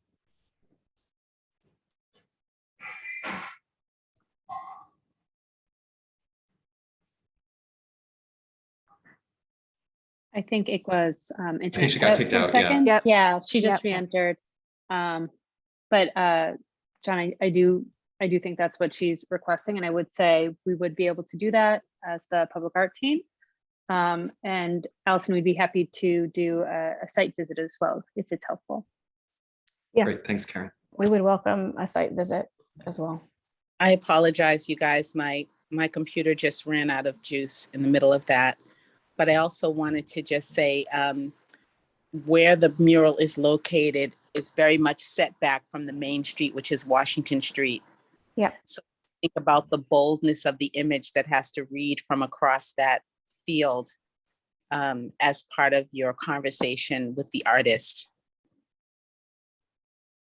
Yeah, we will bring that up to them. I also feel like I've used this space a lot. I live a couple blocks away, and I've used this space a lot in the past few years, and especially during the pandemic. And to see that track itself is used by the English High community, but also a lot of community members, from like exercise groups to families and kids. So even more than people walking on the streets. There are people within that space that are engaging in the bleachers and the track area. And so one of the things that they're considering is there is a mural currently there along that bleacher area. And how does the mural that they design kind of integrate with what's already there, and creating a space, because I really think of it as a public park, almost like that track area that's being used all the time during school days and weekends and evenings. And so thinking about it as who's using and activating the spaces, and how does this address that sense of belonging for those folks, as well as the English High young people. And one of the things that the folks that are part of the group, the young people that are on the team, they're also thinking about it in the sense of like, what does belonging mean to us? And how are we ensuring that young folks come in and have a sense of belonging? And that's actually showing up in all of the surveys of leaving future generations with that sense of belonging, and trying to improve that as time goes on. So I will bring that up as well and kind of frame it in that context of all of those kind of things that should be thought about as they design it. Okay. So while it was away, did you decide to do a staff review? Yes, it sounds like. I just heard a little bit of what Karen was saying when I came back on. Karen Pickle, said yes. it, yeah. Yeah. Okay, so Karen, do we need to have a motion then, or can we just come back? Yeah, a motion for approval pending staff review. So if we, if we went to visit and we saw that, the project that was being, described here wasn't happening, we'd let them know that like they would need to come back to our August meeting. Okay. So we will definitely be sure that the project is with the artists that who have been described and all that sort of thing, and make sure we are in keeping with what was discussed publicly here today. Okay, great. So then can I get a motion from one of the commissioners as Karen suggested? I move that that we approve the project pending staff review. I'll second that. Thank you, John. Okay, I'm going to go through the roles. Michael? Yes. Kim? Yes. John? Yes. Brian? Yes. Bob? Yes. And I'm a yes as well. So that motion passes, and Karen will keep us abreast of the progress. If any commissioners would like to do a site visit as well, feel free to volunteer to go up to English High and see the beautiful space there. Thank you very much. Thank you, Allison. Now I am I'm getting on my computer. If you all can just bear with me a second. Recording in progress. Okay. Wait a minute. I have to turn it off.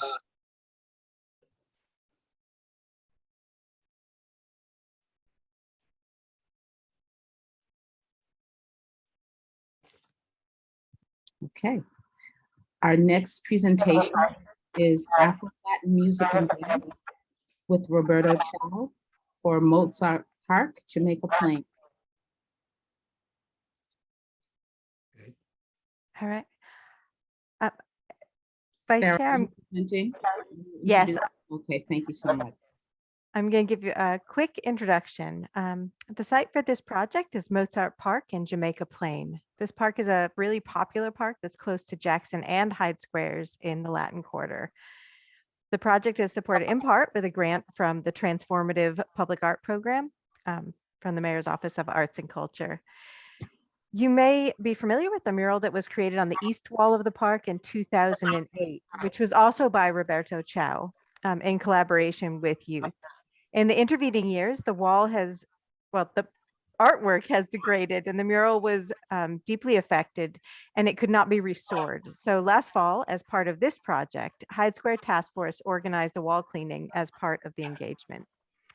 Ken Tanvik, who I think is here with us tonight, is the Director of Organizing and Community Engagement for Hyde Square Task Force, an organization whose mission is to amplify the power, creativity, and voices of youth, connecting them to Afro-Latin culture and heritage so they can create a diverse, vibrant Latin Quarter and build a just, equitable Boston.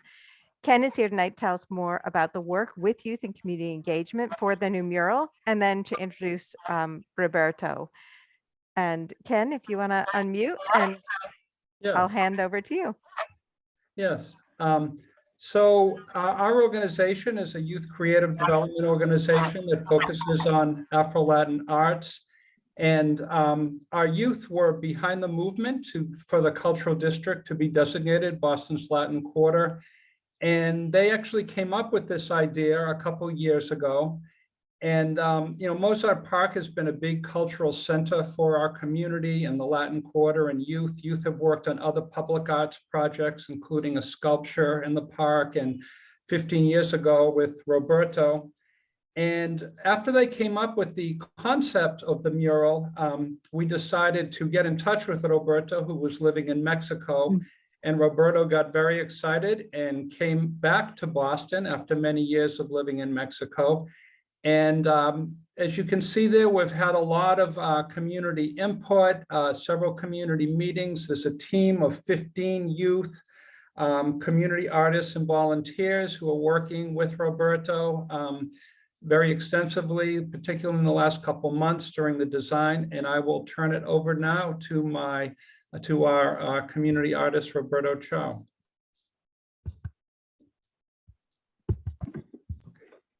Hi, everyone. Welcome. You hear me? You hear me, everyone? Yes. Okay, great. Hi, Equa, Sara, the rest of the BAC committee. Well, I want to start talking before when you pass the slides, right? I want to, well, okay, let me describe that. We are going to create 4 frames, as you read over there, 4 wooden frames that are 6 feet high by 32 feet long, are 4. The left one supposedly is a historical mural and educational. The first one will be to the left, Africa, dedicated to Africa, then USA, and then it's coming the Caribbean, the islands of the Caribbean, and the rest of the Latin America too. Yes, next slide, please, Sarah. Well, these are the panels. I want to read this description of sketches. Understanding you know my accent, no? Well, at the right here of this panel, 32 feet long panel, you will see the outline of the African continent with its cultural patterns represented with different colors and with the names of the patterns. Are not the countries, are the cultural patterns and designs. Also, you can see ancestral musical instruments, recognizable animals, skins, maternity, as symbolizing our cultural heritage as a Latino culture. We are coming from 3 different sources. And dancers, Fela Kuti, from Nigeria, slave ships, chains being broken, and the American continent with all the names of today's Afro-Latin rhythms from south to north. From even my native land, Uruguay, we are going to have over there tango and candomblé. Then you pass through Brazil with samba and all of that, etc., and we reach United States, and we will have, you cannot read too much the text, but it will have the names of all the rhythms, jazz and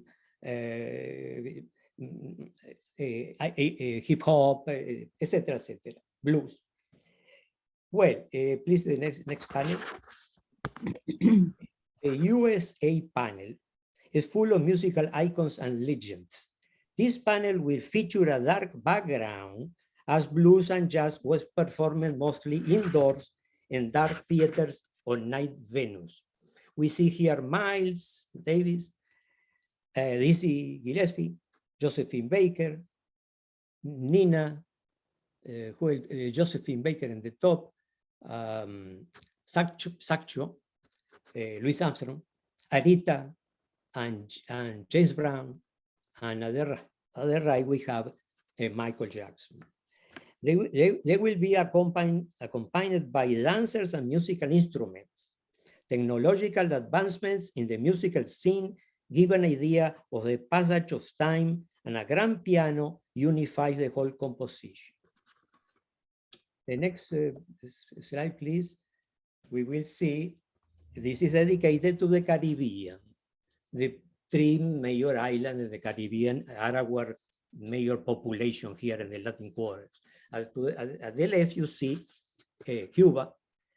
This section are scenes happening mostly outdoors in the light of the sun. We show the Queen Celia Cruz, Omar Portuondo from Cuba, our own Boricua Jorge Arce, a legend in Boston and Puerto Rico and beyond, with us today here. Thank you, Jorge. Charmaine, his daughter, dancing next to him, and from Dominican Republic, we have Felita La Grande, Johnny Ventura, and more dancers from the High Square Task Force dance program. Vigilantes, Mask, and a large Caribbean nature, more instruments, etc., etc. Next one, please. Our last panel to the right is not going to have the names. You have to interpret it where it comes, where are the panel from. In the last panel, we have more Afro-Caribbean rhythms. Bob Marley as an intrinsic part of the Afro musical scene, our own Fabiola Mendes in the bottom, from the JP, she lives close to the Mozart Park, a renowned cuatro guitar player, more dancers, more nature, Colombian in the bottom, Diomedes Diaz and his accordion, a well-known MC, Jose Mazó, the unique #1 radio personality and salsa connoisseur in Boston. And then in the center, we have a pre-Columbian 1200 BC statue that I saw that through the picture, a statue giving context to the Afro immigration way before Europeans came to the Americas. At the end, I want to read our techniques that we're going to use and materials. The painting will be done on 6x4 PVC panels that they are forever. 4 sections of 8 panels each for a total of 32 feet long panel, constituted in total 128 feet long mural. These 32 panels will be attached to the wall by a wooden frame that we have to produce with a carpenter. Well, thank you so much for this opportunity. I'm open to your thoughts and your comments, please. Thank you so much. Roberto, did you want to go over your timeline at all? I see a slide with your timeline. I don't know if you want to run through that. We started many months ago. We have all the crew already is here with us too. It's Ariana, Lula, Sofia, Ivan, Cornel, Caroline, Javier. And thank you for your participation. And much more volunteers that are coming.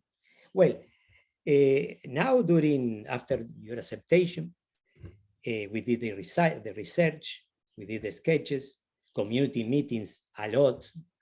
Ken can explain much more.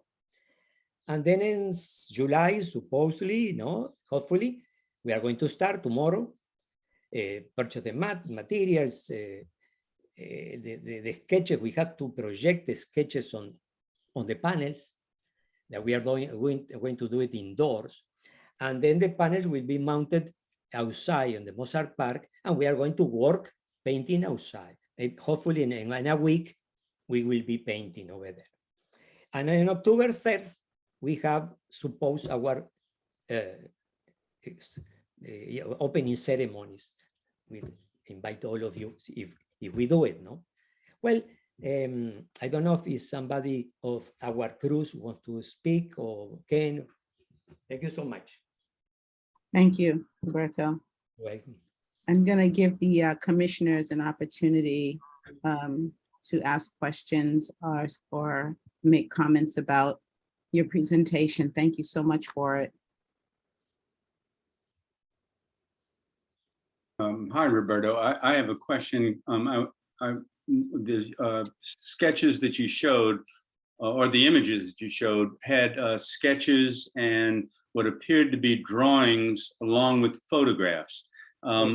Will the photographs be within them, the mural, or will the photographs be sketches to be painted on the mural? I was a little unsure.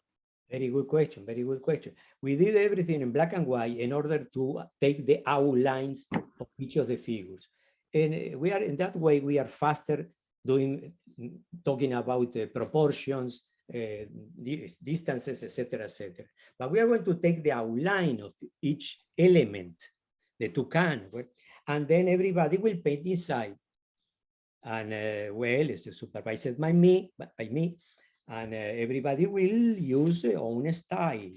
And so far, during all my life here, 48 murals already, we were very successful because everybody can express your talent, no?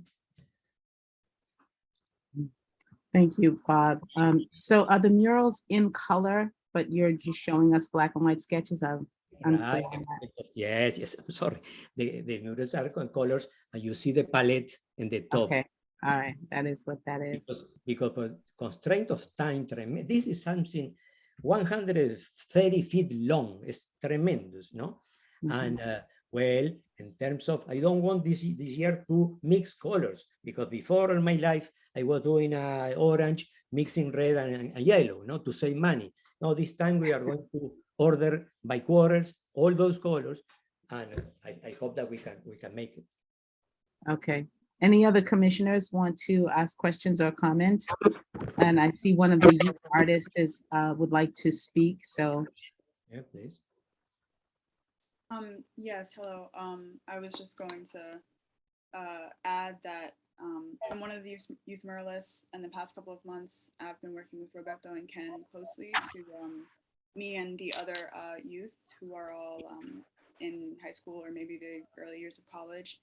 And we've had a number of meetings where we've taken together all of these photos. You know, ultimately all the decisions are made and finalized by Roberto, but all of these images we've collected ourselves, and in the meetings, you know, circulated which images we wanted to have. We've all made sketches and done research and thought about patterns and colors and themes. And I actually, I live on Mozart Street. I was very, very interested and thrilled when I heard that they were remaking the mural. So I'm honored and thrilled to be so involved and to be able to be so involved in this process, because it's happening on my street. So yeah, I don't know if that clarifies much, but it's been an incredible process, and all of this was put together by all of us, essentially. But it's great to hear how excited you are to be doing this in your neighborhood. So yes, your comments are definitely valued. I have a question on the panel about African-American music with James Brown and Aretha Franklin. I noticed that on all the other murals, there's a background, there's sort of a sense that the music bubbled up from a particular kind of geography, location, flora, fauna. And this one just has sort of a gradient background. It doesn't mention, you know, the southern landscape that some of this music came from, or the urban landscape where it was crystallized. Is that intentional, or do you think that you might want to add some more context to this particular rich period of music? And that could be for anyone that's working on the mural. Since you're all working on it together, I'd love to hear your thoughts on that. Yes. Well, thank you, Ekwa. Excellent question. I said, no, that this panel is going to be like a dark night with lights like on a stage, no? But also, we have in our description from the beginning that we are going to incorporate the 5 staff lines, wavy lines, all over all the panels, and give us an opportunity to include more flat colors in that area. We are going to play a lot with backgrounds. The backgrounds, I leave it a lot to the participants. To background here, I imagine everything inside, right? With lights maybe. But in the Caribbean, well, it's outside, and the ocean and nice skies and all of that. The African one also, we have a particular background. We give it here is a rough sketch, I have to say, no? But we are going to background. I envision here, I told the participant that we have to be maybe a like jungle-like scene, because in Africa you have jungles too, no? Okay, you have deserts, but they have jungles, and I would like to enhance this panel with beauty, nature, flowers, leaves, etc. Yes. Well, I would give that some thought. I mean, that's just a comment that I have, that the others seem very textured and very layered. And the R&B one seems a little sterile to me. No, no, it's not going to be flat. No, please, no. We are going to put colors over there. But the colors are, to me, I'm going to see this like a dark place at night, happening at night with lights, but also we have musical notes, etc. I think Kimberly, you have your hand up. Can you? Yeah, I had two comments. Again, staying with the panel that you were asking about, Equa. And I know that the research was done in conversation with the young participants, but that made me surprised that I don't see many musicians that seem to be past like the 1980s or 90s, you know, like doesn't seem too much contemporary reference to Black music, like hip hop, and, you know, there's a break dancer. I just see just overall some more like standard stereotyped imagery about Black music and its history, and not much contemporary. And again, along that note, with the images from the African continent, I just wonder if there could be a little bit more references to contemporary African continents. And even your comment about adding images of the jungle, that really aligns more with stereotypes about what the African continent and its many, many countries actually have more to offer than just the jungle. And again, this more, I'd appreciate seeing more references to contemporary African countries and what they have to offer, like cities and technology and other types of things that are going on there, and show more of the diversity of that than more of these sort of standard types that you have here. That's just my comments. Thank you, Kim.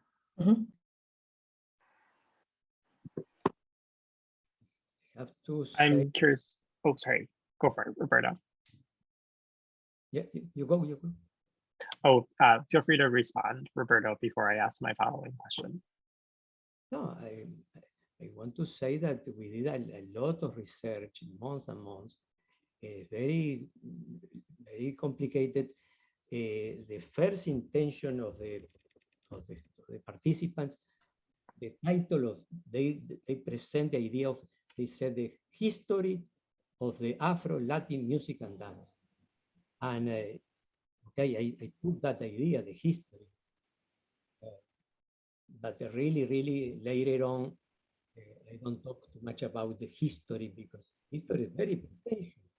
How you are going to do the history of the Afro-Latin music, Afro?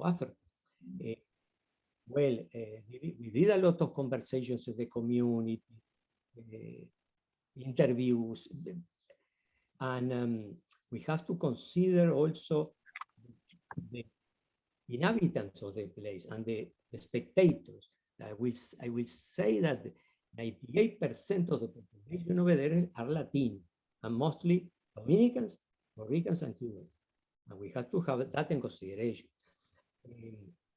That is in terms of the Caribbean. Now, in the United States, well, yes, we were concentrating a little bit in the history. And the last big start was Michael Jackson. I don't really to present over here contemporary jazz artists. I don't know. It's up for a debate, no? And then, you know, we have to consider that we have over there a lot, too many portraits to do. I'm not saying, well, we cannot include no more. We can substitute maybe, but You understand? We have 2 months and a half to finish. And you know, I'm totally open to suggestions, to even my crew. I don't hear nobody. Absolutely. Roberto, I wanted to give Brian Hone a chance to ask his question, which may shed some light as well. I just had a question about the kind of color rendering. I'm wondering, do you envision that you will be producing color sketches before you transition to the actual mural painting process? I know that'll be a big transition and will kind of change the murals quite a bit. And wondering if there would be an opportunity for us to see a kind of color rendering before we would be making a final vote today. Yeah, Brian, that is a great suggestion. We are desperate to start. During the process, we are use projections, but the projections are not exactly like that. We are as a team, we are 12 people. As a team, we are going to see, well, no, move it a little more to the left, do it a little more balanced to the, project in another direction. So are you saying, Roberto, that it might change from what we're looking at? If everybody... In a substantial way? No, substantial no, but if everybody agrees to include more contemporary art, mostly at the end. Okay, I'm going to give Sophia a chance to make her comment. Yes, thank you. I was just going to elaborate that from, you know, the conversations that I've had with Roberto and others in the meetings, these are the they are the final renderings, but there is still going to be room for, at least my understanding, there might still be room for, as Roberto said, adding certain more details or changing, you know, on a very small scale where something goes, for example.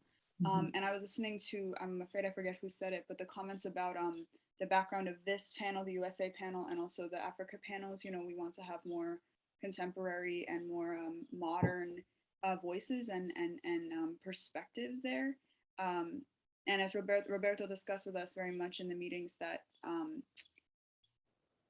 I guess per se the goal of the mural is not to create a start to finish comprehensive timeline of everything. Certainly, I think there might be room in the meetings, I hope, to add more, or not necessarily more, but find some ways to implement some more contemporary lenses, figures, people, musicians, whoever it may be. We still have room in the mural, I believe, for some adding some very small details like that. That is my understanding of where we're at. This is like 95% final. It's just more like final small additions that we can make based on just adding more of a story to it. Okay, so for just to clarify, Brian asked, would there be color sketches for us to look at before making a final decision? I'm not sure we got an answer to that. If I could address that, we were in a similar situation as the English High. We've been doing the preliminary stuff for quite a while, and we have the youth, on stipends this summer and ready to go with, a whole team. And, we've gotten there, they're on payroll, and it would delay us probably a year if we weren't able to do it with the youth this summer, because they're going to be working like 20, 25 hours a week. And I'm wondering if, like the English High one, if we could get maybe a staff review, since the timing is going to be a little difficult. And during the staff review, can someone mute themselves? I don't know what that sound is. For the staff review, would you have color renditions? I guess is the question that Brian's asking, that I'm not feeling like we're getting an answer to that.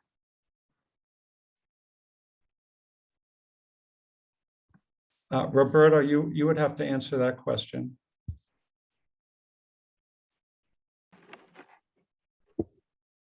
Yes, I'm more than ready to do all of these. But you want the colors of each of the images. The thing is that we have a budget constraint. We cannot spend $1 right now. If we do all over, one of the participants is doing all the digital work, and Sophia was doing too. No, I'm not doing the digital work. It's a lot of work, and I did it in black and white in order to save time to make the projections and save money, etc. Took 30 hours to do this digitally. Well, but I'm saying again, the colors are there. Means are not in stone. Means we can, of course, we are going to implement more variety. The lights are golden, reddish. So well, of course, we are going to have it, blues, etc., etc. But as I said, because we envision jazz and blues more like a nighttime and indoors.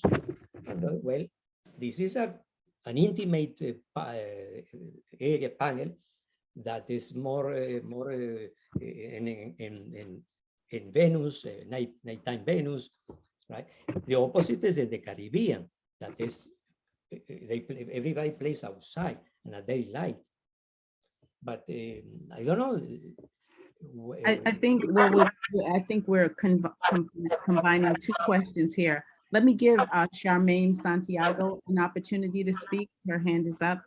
Yes, yes, my name is Charmaine Santiago. We're both included in the mural. I'm honored about that for a contribution, cultural contribution to our community, to the African American community, and to the larger community. And here, this is what I see. This is what I've been talking in university for many years, since 1987. It's about connection. And what trying to portray this mural, I could see it. This is the first time that Charmaine's a surprise for her, that you should see it immediately. It's that connection. It's about connection. It's not about particular images being portrayed, being featured. It's a general, so that our Latin Quarter community can get, especially the young generation, they can see themselves as a connected community from Africa to our times. So it's landed in our time. That's the important thing for us there. But it has a connection that goes back to our ancestry, that comes into the United States, that are part of our ancestry also, with all these people that contributed and land in our people. That's what I see. If we get in details in the different panels, in other panels, we lost, that connection. It's a general line. It's a general line that lands in our people. That's what my comment. Charmaine, you want to say something? And this is the first time, like I said, like as you mentioned, that this is my first time seeing the images, and they're beautiful. Me personally, as a performing artist and a visual artist, what I see is there's a connection with the diaspora. Yeah. And I think that's the point of it. I think that if the colors can be added more to like connecting to like African-American history, connecting to the Afro-Latinos who are connected to that music, how everything is so influenced together. I think that if that part can be detailed, me personally as a performing artist, like I can see it. For me, I don't see there is something that is like a lack of, but if there's more colors that can be added to this, I can see. For the African-American music history, if there's more colors that can be added to it, that'd be great. And I think that if we can make all that connection, how we are all in one, because we all come from Africa and we all come from the motherland, and we've been brought into different parts of the United States. And so I think that connection, if we can bring the colors more out, I think that the story with all those panels, people can see the storytelling of these panels for people to see that. So if that's something that part can be reiterated with the color, but I think I think some people are missing the point of the losing the point about of the whole message of what this is, because we're all connected, like he just mentioned this now. Yeah, and my other concern is the time frame, working with youth during this time frame, that Roberto is a proven artist. I mean, the mural he did before with the youth, it was incredible. And I'm sure this is going to be incredible. Even from these sketches that we see here, we see the showing of the colors he's going to use. It's going to be incredible. I mean, it's clear that it's going to be color, and they know. I'm sure he knows what he needs to be done as soon as they start, and it's going to be completed in the way we want to see it in color. So that's my concern. The time frame to get another revision and all that is very, I think, yeah, the mural, someone asked the question, how long would the mural be up? So is this a long-term project or short-term? I want to get that question answered for the person that asked it in the chat. I think it's Kimberly. And I just want to say, if you're doing something in color, usually you present it in color. That way people can look at what you're presenting and make a decision based on that. So it's hard to, there's 6 or 7 of us trying to imagine what the artist has in their mind. It's an impossibility. So that's why I think there's a quest for what do the colors look like, because the color, as you know, is such a critical part of a work of art, unless the work of art is done in black and white. So I don't want to diminish that question.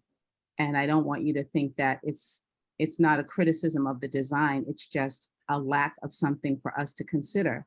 That's really important.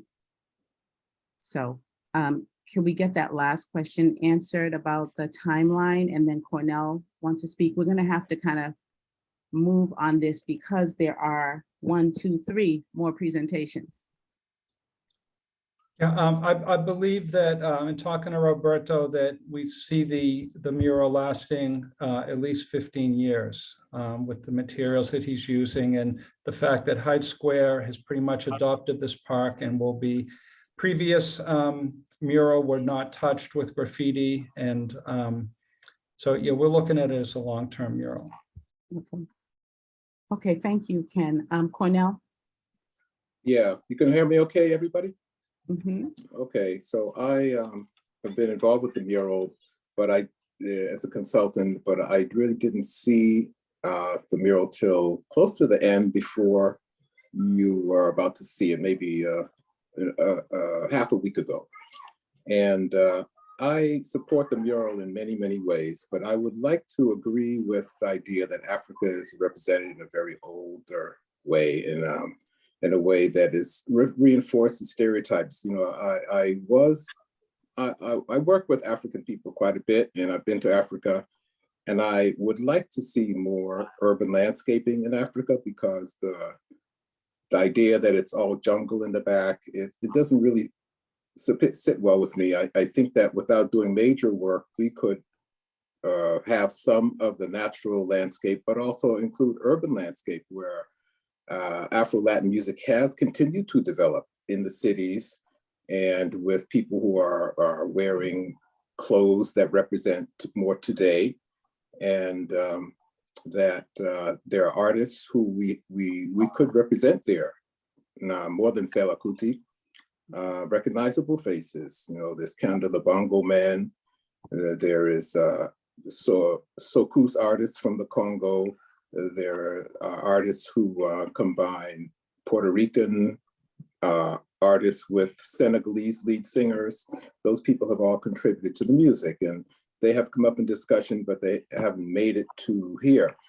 So without doing major renovations, I would say that is the panel that I would seek your okay on for making some additions, maybe substitutions of faces we don't know, and for the complete background to represent jungle, to have some natural elements, because yes, that is part of what Africa is, but also some urban landscapes, like cities with contemporary clothes, buildings, outfits, and a couple of artists who are representative of the evolution. Because if I were African looking at this, and there are many Africans here in the city, I would like to see that. And you know, it does make it more real, relevant, let's say. And I was informed that we would have hopefully an opportunity to make improvements on it as we met with the panel today. Thank you, Cornell. Thank you very much for your comments. I think that we, unless there's someone else who has something to contribute to the conversation that's really important, we might want to entertain a motion that might involve taking into consideration some of the comments that were made today and a staff review and move forward from there. I have a suggestion, Ekwa. Mm-hmm. I'd like to have the approval from each of the panels. Maybe I didn't hear comments about other panels. Maybe you go forward with this project, and then we can review the USA and the African. No? I don't have no problem in modifications and changes in any panel. Mm-hmm. Like your comments, yes, of the USA to incorporate more contemporary images, and Africa, yes, I agree with you. And I think we need to maybe write it up, because I feel like, Roberto, what I was saying about the African-American panel, I don't hear that in what you're reflecting back to me. It's just that the music came from somewhere, just like the Caribbean music. It came from, you know, Southern plantations and urban cities and all, and I don't see that reflected. I just see a piano and figures. That's my issue with that particular panel. You're talking about the history of where music came from and how it became Afro-Caribbean. So I think landscape is always an important part of who and what we are. Karen, can you advise on that? Could we make a could we split into pieces? I mean, you certainly could. I was also going to suggest that, you know, we record these meetings and we take minutes, you know, it's a lot to take in, especially when you're presenting publicly in particular, but we could go back and capture the notes from the commissioners, Roberto, and share them back with you if that's helpful. So we can do that, Ikwa, and if the commission does decide to approve the mural pending staff review, we can look at that for reference to which panels were commented on. Okay. And I think, Cornell, it will always be awesome to see you and to connect maybe when we do that as well, if you're still involved. Okay, so commissioners, is there anyone who feels comfortable putting forth a motion that kind of addresses what Karen just said? We would provide notes from the commissioners' questions and comments to Roberto and his team. There would be a staff review.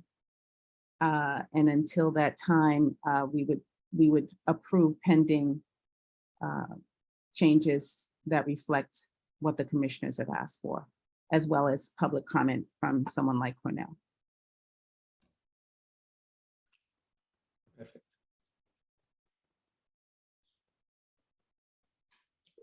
Okay. Yes, I can try to make a motion.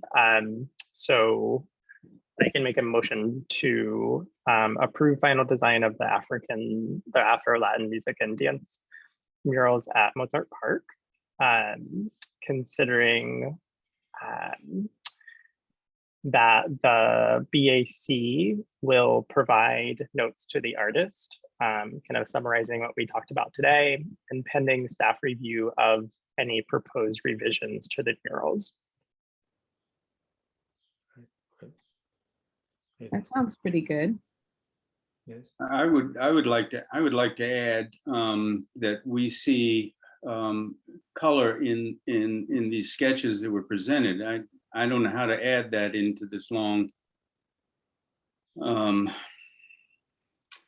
You know, we're being asked to vote on something that we don't know what the final project is going to look like. We understand the concept, but we can't see the real artistic quality and expression in these sketches. It will a final. Are you saying? I guess Robert? that, yeah, all right. All right, so Robert would like to add that we would like to see Final sketches. color. Yes, that's fine. I'll stop there. Okay. All right, so let's see. Can we read that aloud just a little bit? My screen is so small. Approve final design, considering that the BAC will provide notes to the artist summarizing comments of the day, which will be incorporated, and do a staff review, including color sketches. Somehow we have to get the color sketches in there. Maybe summarizing comments of the day and creating final sketches in color. All right. I'm just having a slightly hard time taking Sorry. note, but I can go back and make sure that it's up to date. Yeah. Take your time. Thanks, Sarah, for the support. We're going to tag team these notes and make sure they're right. Thank you, Amber.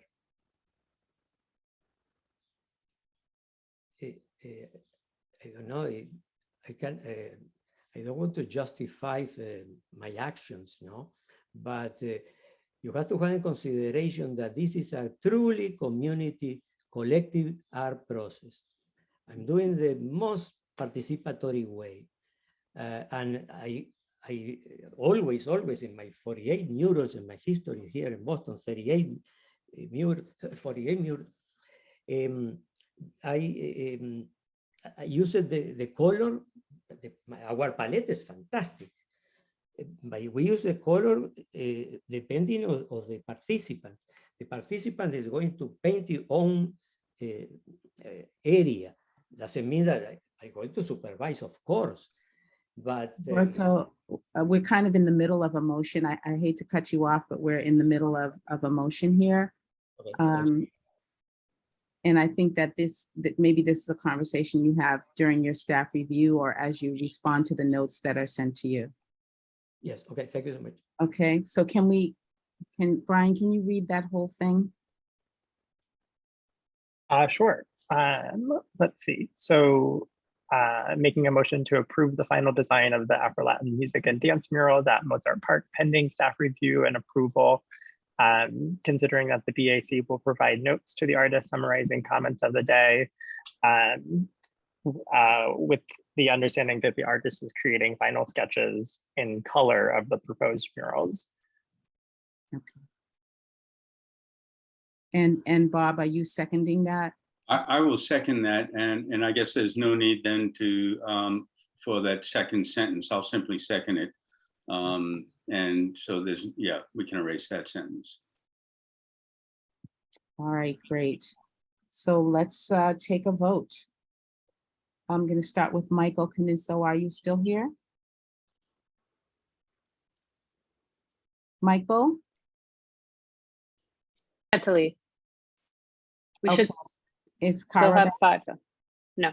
We'll still have 5. Okay, Kim Pinder. She's here. Yes. Okay, John Andres, Yes. Brian Hone, Yes. Bob Freeman, Yes. and I'm a yes as well. So the motion passes, and congratulations. I know it seems like extra work, but it is well worth it to take the extra step for something that's going to be up 15+ years in your community.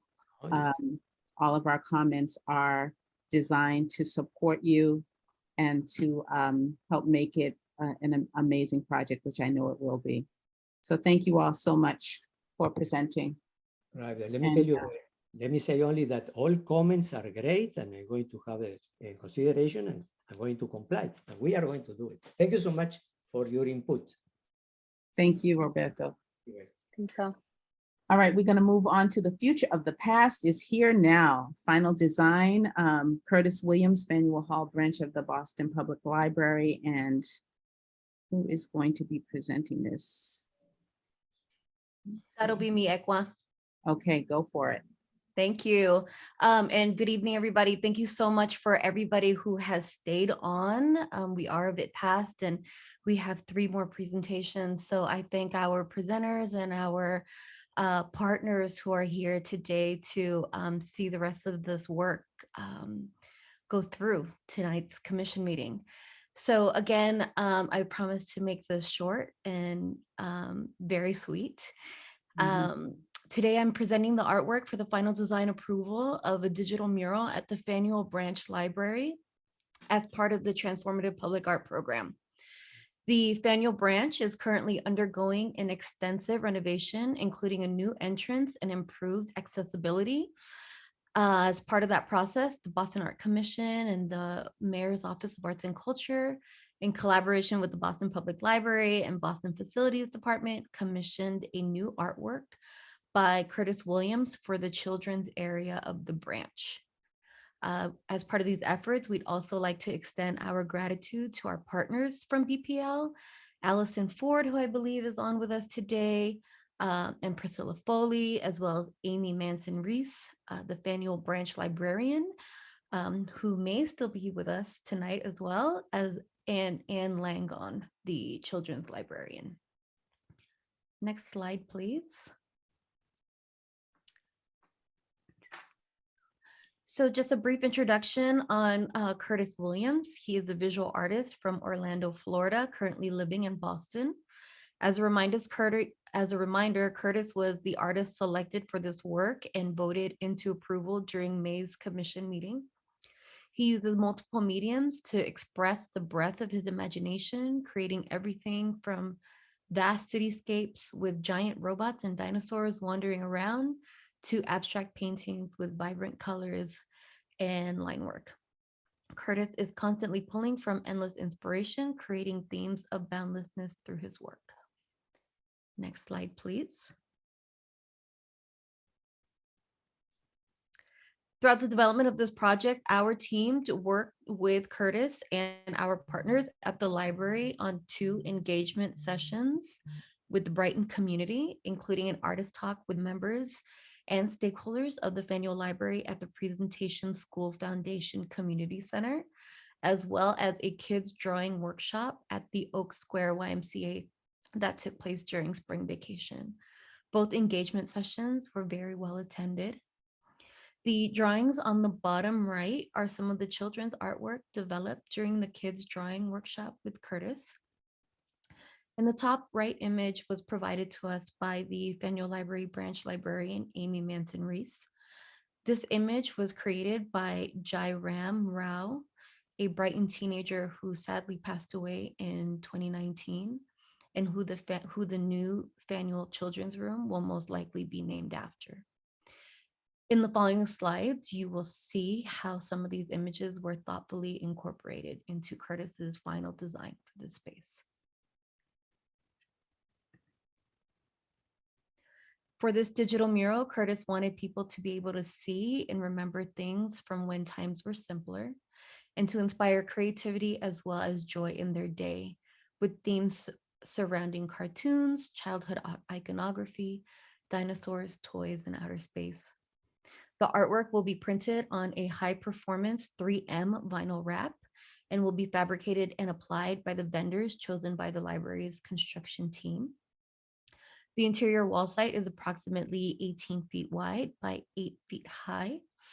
A high-res file of the artwork will be kept with the city's collection in order to allow for reproduction for the purposes of maintenance and repair over time. I will now introduce you to the artist, Curtis Williams, who will speak more about his piece.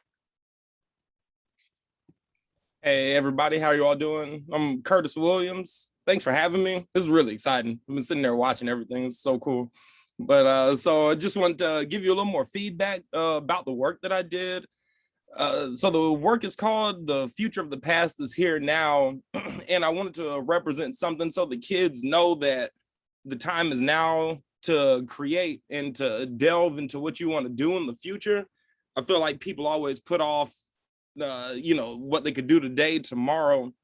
So the piece is, it's a representation of the vast expansion of our imagination and how anything we set our mind to can be possible.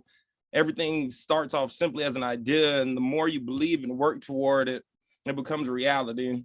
So the day that I was able to work with the kids at the YMCA, I was super inspired by seeing their freedom during the drawing workshop, and just their just no hindrance and pure creativity of the works that they were able to do. So I wanted to use that work and that energy in the final work that I did, so they can see themselves as a sort of reflection into the mural that's going to be, or into the vinyl that's going to be hung in the library. So that's what I tried to capture with this piece by involving the book pages. That's a callback to the work being being hung in the library, as well as some of the pieces that the kids were able to draw, and just make everything be full circle so everyone can feel included in the final rendering of the piece. Thanks, Curtis. I think on the next slide, you might be able to see. Oh, no, never mind.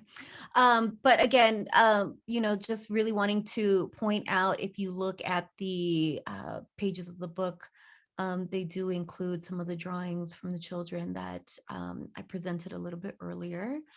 And I did want to, again, mention that Allison Ford from the Boston Public Library is here on this call, as well as Amy Manson-Reese, who I'm not sure if she's still on this call, but they are here in case they can answer any questions or say a few words on this project as well. Thank you so much, Curtis and Liza. Because we're at the late hour, I want to give the commissioners an opportunity to ask any questions that they might have, comments that they might want to make.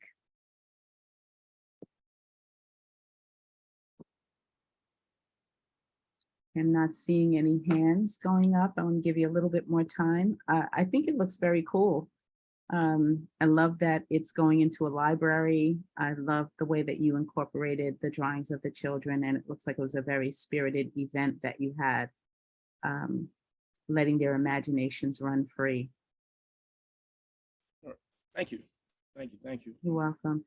If no commissioners have any questions, let me open it up to the general public and all of the participants at the meeting. Anyone else want to raise a hand, ask a question, or make a comment for Curtis's work?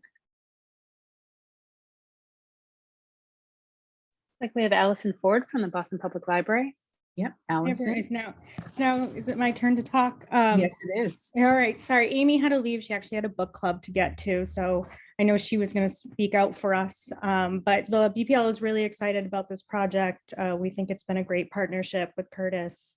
And I think we're all really excited about the piece. It's going to add a lot to the children's area. I mean, you talk about getting your imagination going. I just think of all the little stories the kids will make up about how that dinosaur ended up in space. So we're very excited for it. Thanks. Thank you so much, Allison. Anyone else? Well, I'm willing to entertain a motion about this work of art for the library. Is there a commissioner who'd like to put one forth?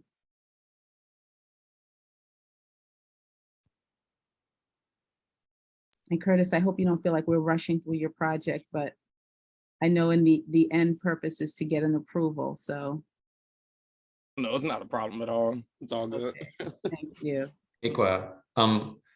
I move that we approve Curtis Williams' design for the Boston Public Library Commission. Okay, The Future of the Past is Here Now is the title. Thank you. Thank you. Yes. Thank you. Do we have a second? I second. Awesome. Thank you, Kim. Okay, so starting with Bob. Yes. Yes. Brian? Yes. John? Yes. Kim, Yes. and I'm a yes as well. So the motion passes for the design for the library by Curtis Williams, and we congratulate you on some great work and look forward to seeing it in person. Word. Thank y'all so much. And So- Liza, thank you as well. Appreciate it.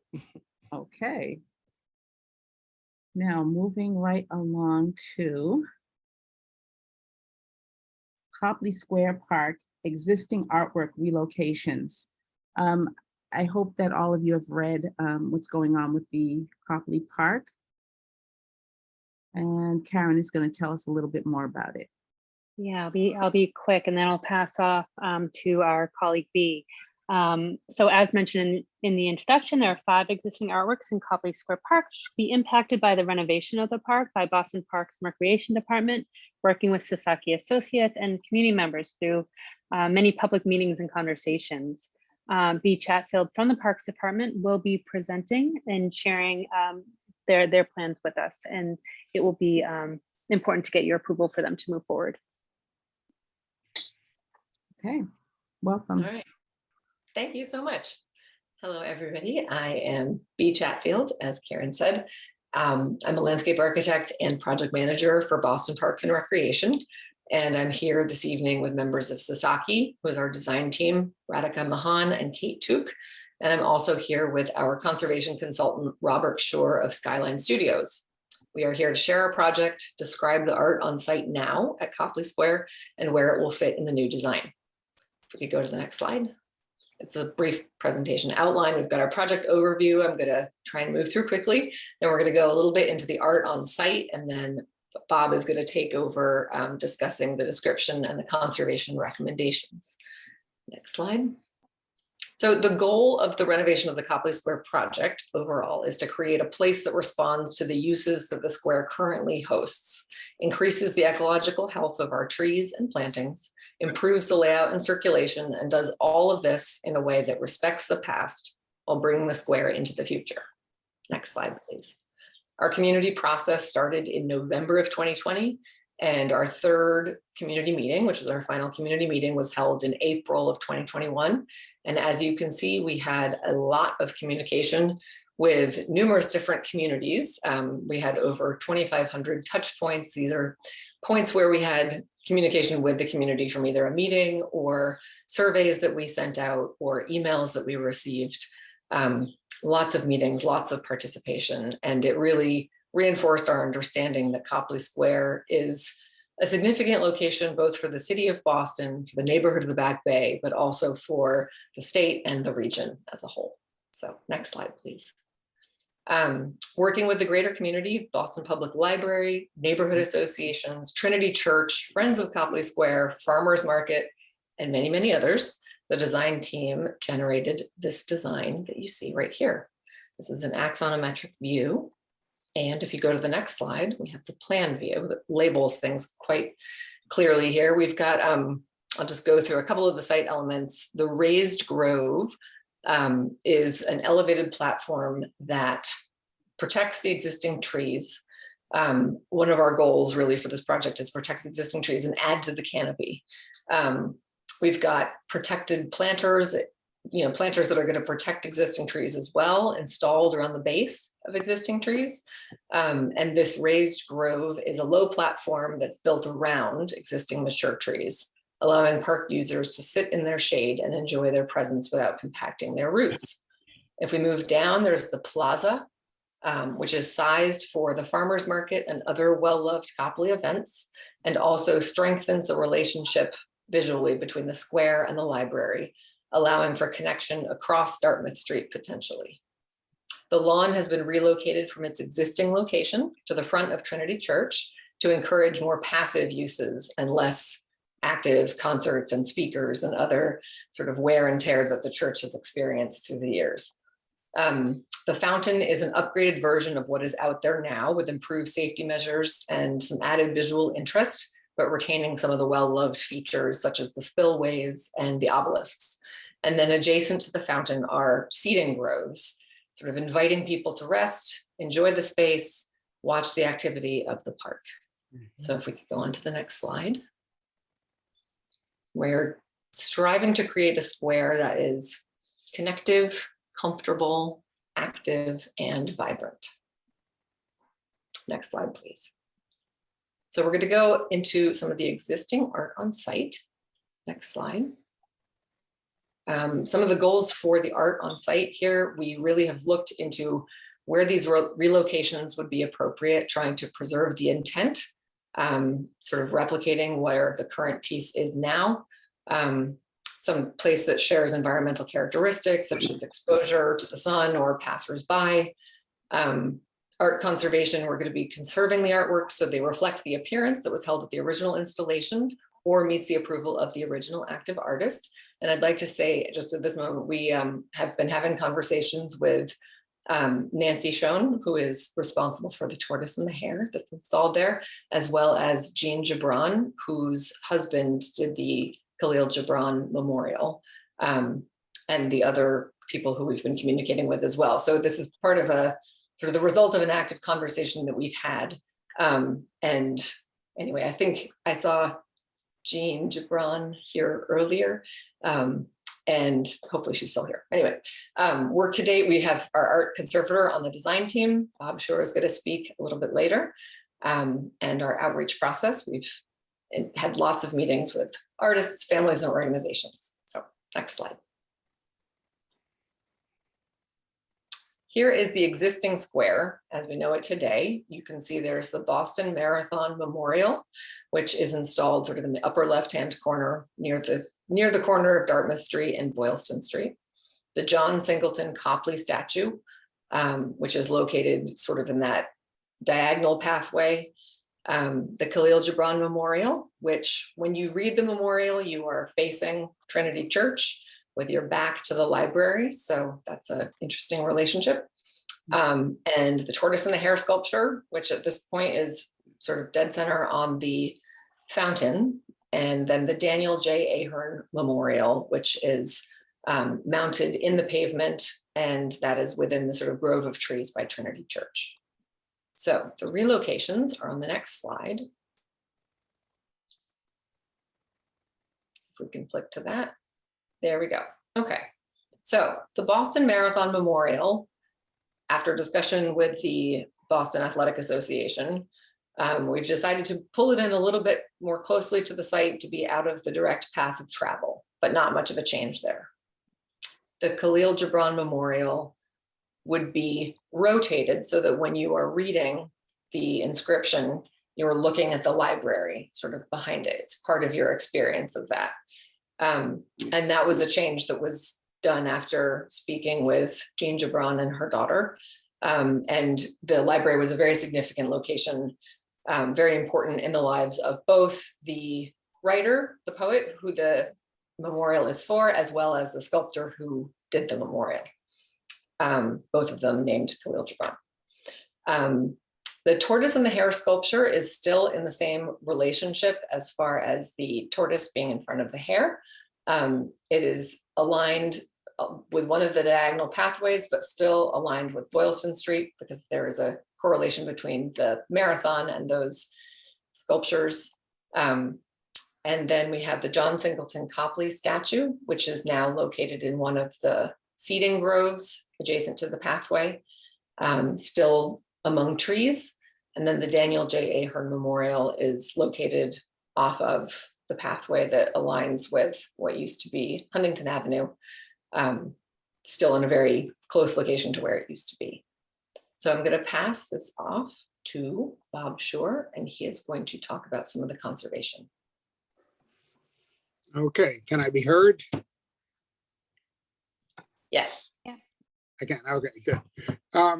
I am part of the Sasaki team, as it was said, to look at the feasibility, the existing conditions, in which I wrote a pretty extensive report for each piece, and the feasibility of moving them and what would be involved, and of course the safety of the pieces. And the move actually gives us a very good opportunity for conservation needs and repairs and cleaning that would be part of the process. And also, since there has really been very little to no maintenance or treatments on any of these pieces since they were installed. It also gives us an opportunity to kind of draft a kind of plan for continual maintenance. So in starting with the Copley statue, I talked pretty extensively with the sculptor, Lewis Cohen, and about, the means of fabrication, what's inside, the supports, how it's attached to the stone. And I also talked to the Talix Foundry about similar things. So it's a little bit unclear at this point until we get further into it if this piece could be moved and the bronze could be separated from the base, or if it would have to stay on site as one unit for the conservation treatments, which would involve basically refinishing the bronze protective coatings and touch up of the patina, because as I had said, that had never been done in the past since it was installed in 2002.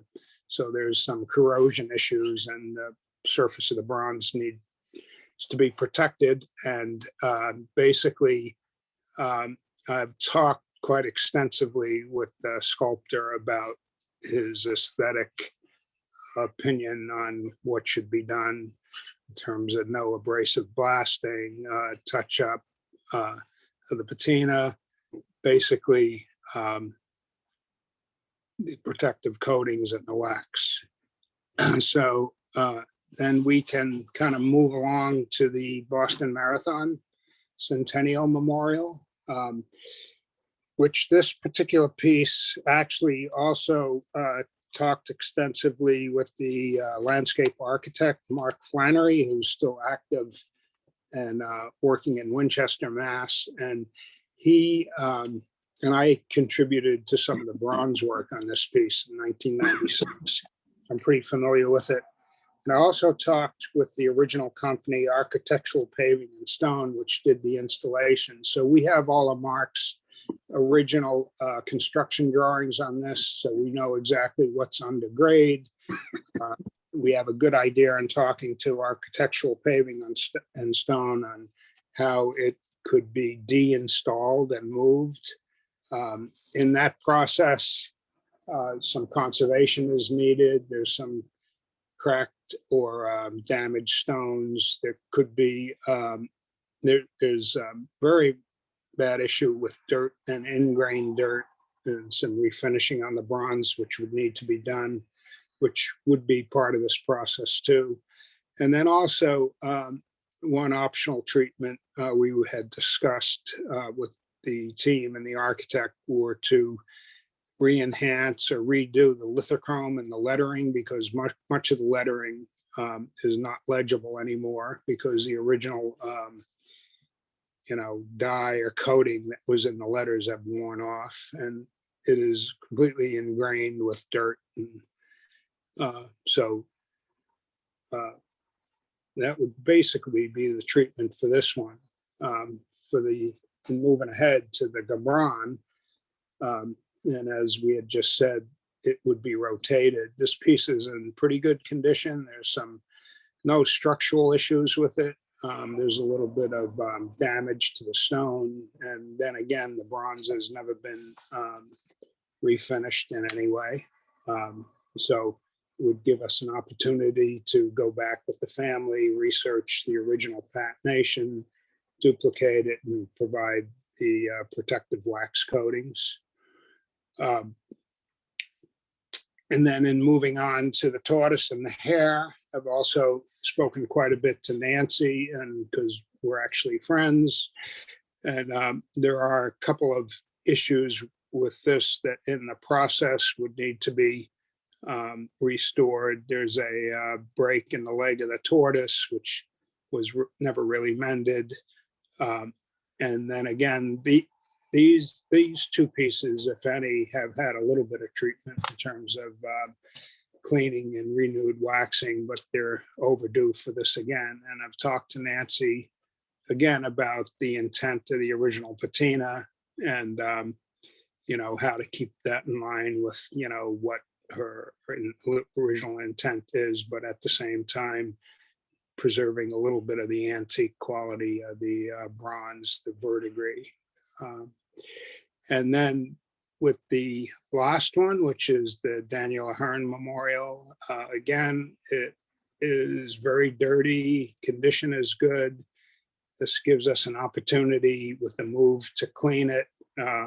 This should be probably the easiest one to take care of, and then also to renew the lithochrome and the lettering so it's legible, because it's really not, fully legible with, with the ingrained dirt and the lack of lithochrome. So in general, on all of them, and in looking at the construction techniques and in combination with conservation techniques, I think they're all safely movable. Some are more challenging than the others, or in terms of like a tedious deinstallation, as opposed to pick it up and move it. Some of the work we're recommending be done in a conservation studio and not on site whenever possible. But in some cases that may not be possible. So our recommendation is, if work has to be done on site, that the pieces are protected with some kind of crate or enclosure so that the work can be done safely and not be impacted by any ongoing construction, in the plaza there. So that's basically it. And that's the Reader's Digest version of it anyway. So we do have the condition reports available if need be. Well, thank you, Bob. I'm going to open up to commissioners. They'll have the opportunity to ask any additional questions for clarity. And after that, we may invite the public to make comments. Thank you for your presentation also. It was very clear, very easy to follow, and we appreciate that. Any thoughts? Okay, I'm going to go right to opening up to the public as well. If anyone would like to make a comment. I don't know, Jean, if you wanted to say a few words. Are you still here? Yes. Jean, you're muted. Hi, I can't see anybody anymore. For some reason, the Zoom isn't allowing me to see anything. Oh. Can you hear me? But we can hear you just fine. All right, Thank I you. just want to thank everybody, especially Bob Shore. I know how much work it is. I know the involvement of Foundries and patination. I also want to say that the Gibran relationship to the Boston Public Library is still alive and kicking, because most of you may know that the Bates Hall is now has each lamp dedicated to somebody who has been involved in the Boston Public Library. And my daughter and I have just commissioned one of those beautiful lamps to be dedicated to the poet who came here so early and went first of all to enjoy the Bacchante before it was taken away, and then also to my husband who grew up in the South End, the Chinatown, South Cove, Boston Public Library. And so that I'm so thrilled that the memorial will be still looking at the library and showing people how important libraries were and are to immigrants. Thank you. Thank you, Jean. Beautiful comments. Anyone else have any questions for the presenters? Allison, thank you so much. You have the floor. Hi, very mundane question, but maybe this is for Ms. Chatfield. How is this being funded? Is this coming from the Parks Department budget, or Office of Arts and Culture, or donors, or? whoever. This is coming from the Parks and Recreation capital budget. Wow, okay, okay.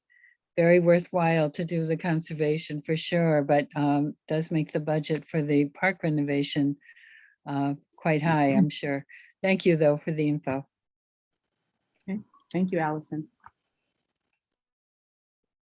All right. So if no one else has a question or comment, we are, wait a minute, I see Brian. Brian would like to recognize the extensive work that has gotten us to this point in the project and thanks all of the stakeholders. Thank you, Brian. We're open for a motion to accept the final design for the Copley Square Park at Back Bay with the various renovations of artwork and reinstallation.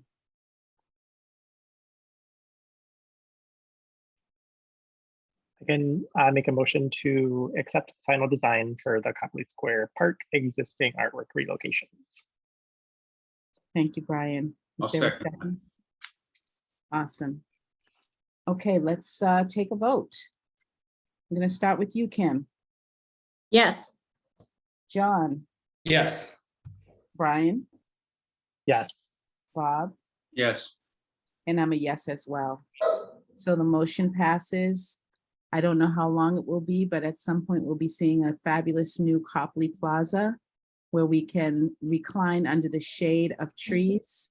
I can't wait. It looks like a beautiful design and I will be celebrating Khalil Gibran when I go there every time.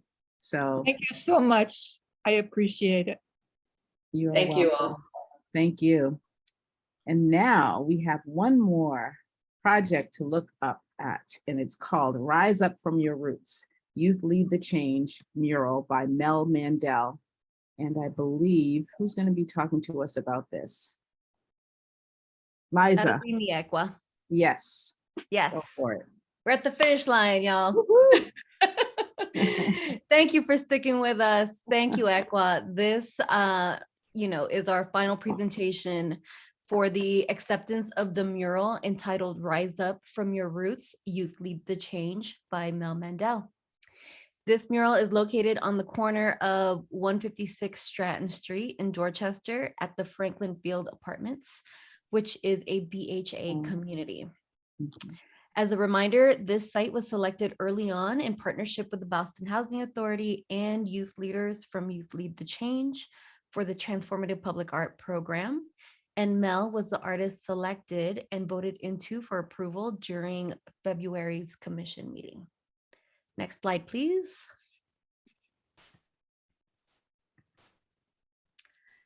Today, we are joined by the artist Mel Mandel. I should note here that we don't require artists to attend the acceptance reviews, but Mel decided to join us tonight. I believe she's still here. So Mel, would you like to say a few words before I present your work? Hi, yeah, I just wanted to thank you all for allowing me to create this work for the city. I started my career in Philadelphia, and this is my first project in Boston. And really, while creating it, it was such a beautiful experience. And every single day I had so many of the community coming up to me and thanking me and telling me how much they appreciated it, and also making sure that their flag was included, which I was very thorough, thankfully, at the start of it, to make sure that I went through the census and talked to all of the community members to make sure that I wasn't leaving anyone out. There were so many festivals and parades and everything while this was going on. And it was all celebrating their culture and their diversity and their origins. And it was just, it was beautiful to see that what I was doing was really impacting them, and especially mothers with children coming by and thanking me and saying really how much it will like how much it already has changed their kids' view of their neighborhood. And even having the kids themselves come up and thank me and even ask me if I was a professional and asking me how I became an artist and how can they do that. So it was just a lovely experience, and I feel so grateful and honored. And I think also that Youth Lead the Change, they came up with all of the words that they wanted reflected in the community of trees, which is what I ended up calling those trees in the background as the community of trees, of what they feel about their community, what they hope for their community, what it could be at its greatest. I feel like the response from the public, really, they just felt like it was all spot on and inspirational, and they're just really thankful for it. And I don't know if it's possible, but from the community, they were hoping to have a dedication, and that's not something that we have necessarily slated for yet, but that was the overwhelming majority of people coming by and asking if we could have something. But yeah, thank you so much for giving me this opportunity, and I hope that you love it as much as hopefully everybody else that I've talked to does. Thank you. Thank you, Mel. It's beautiful. And I'm just going to continue with the narrative description provided as well. The youth and community asked for a celebratory, hopeful, inspiring, colorful, and beautiful mural that represents their diverse community. The mural features a colorful baobab tree, a native African tree commonly known as the tree of life, which is surrounded by a community of trees. The community of trees features words selected by the youth of Youth Lead the Change and the Franklin Field community. These words are the words that came to mind for the youth when thinking about diversity and what a good community is and could be when functioning at its greatest. The baobab tree is covered in a blanket of flags that represent diversity of the community and its makeup as a large immigrant population from various countries around the world. The flags woven together with their colors combining and flowing down the trunk and its roots further illustrates the coming together in the formation of a beautiful community. The roots are surrounded by intricate layers of grass that tie the mural into the grassy lawn leading up to the mural wall. Next slide, please. These images show close-ups of the artwork's foreground and background imagery. The wall is a brick surface, approximately 40 feet high and 30 feet wide. In preparation for the mural, the wall was cleaned and all loose dirt, sediment, and moss were removed by the artist. The wall was then coated in 2 coats of Kiehl's exterior primer and exterior acrylic house paint. The mural was painted using exterior acrylic paint and sealed with 2 coats of Benjamin Moore high-performance clear acrylic sealer. A full maintenance report is provided in your commissioner folders, and definitely noted that the community is asking for a dedication and acknowledgement of sorts. And we have reached out to both Youth Lead the Change and the Boston Housing Authority to get something planned in the near future, as you know, we have a little bit more time to do so thoughtfully. Thank you. Thank you so much, Liza and Mel. I think it's such a powerful mural. I think the concept is very clear, straightforward, but very, very beautiful and inspirational. So thank you both for working on it. I know it's bringing a lot of light and love to that community.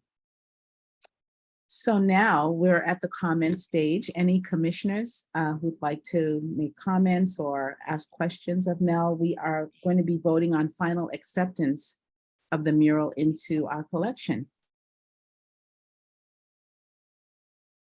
I just have a comment to say, I also think that it's a very dynamic mural, and I'm just so happy seeing it go up in the neighborhood, and thank you, Mel.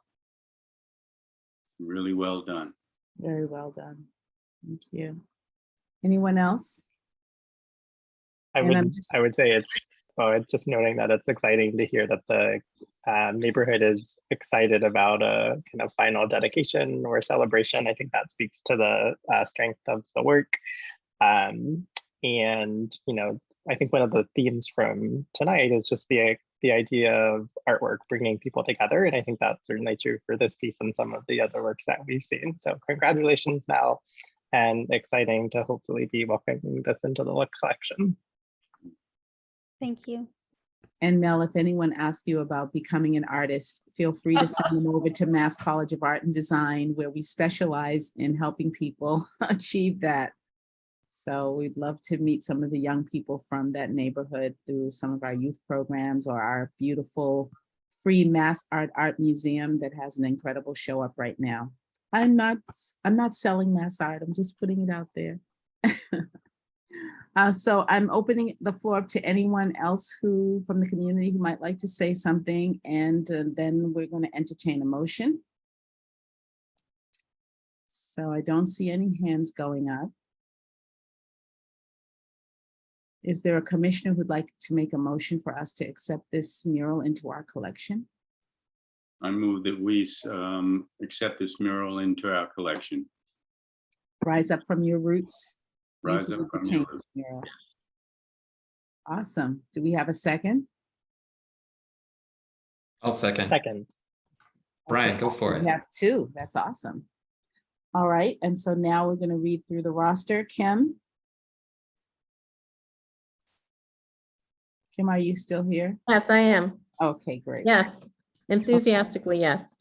Awesome. John, Yes. Brian, Yes. Bob Freeman, Yes. and I'm a yes as well.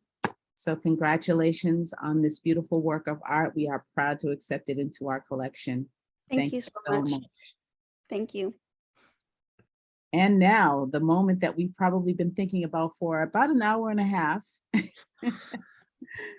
I would like to entertain a motion to adjourn our meeting. So moved. And seconded? Second. All right, roll call. Kim, Yes. John, Yes. Brian, Yes. Bob, Yes. and Aqua is a yes also. Thank you all so much for putting in the extra time that we needed tonight, but I feel like we did great work. And so I appreciate everyone else who came. Jean, it was lovely to see you.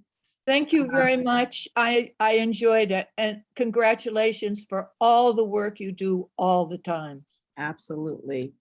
All right, meeting adjourned. Thank you. Thank you. Thank you. All right. Thank you all.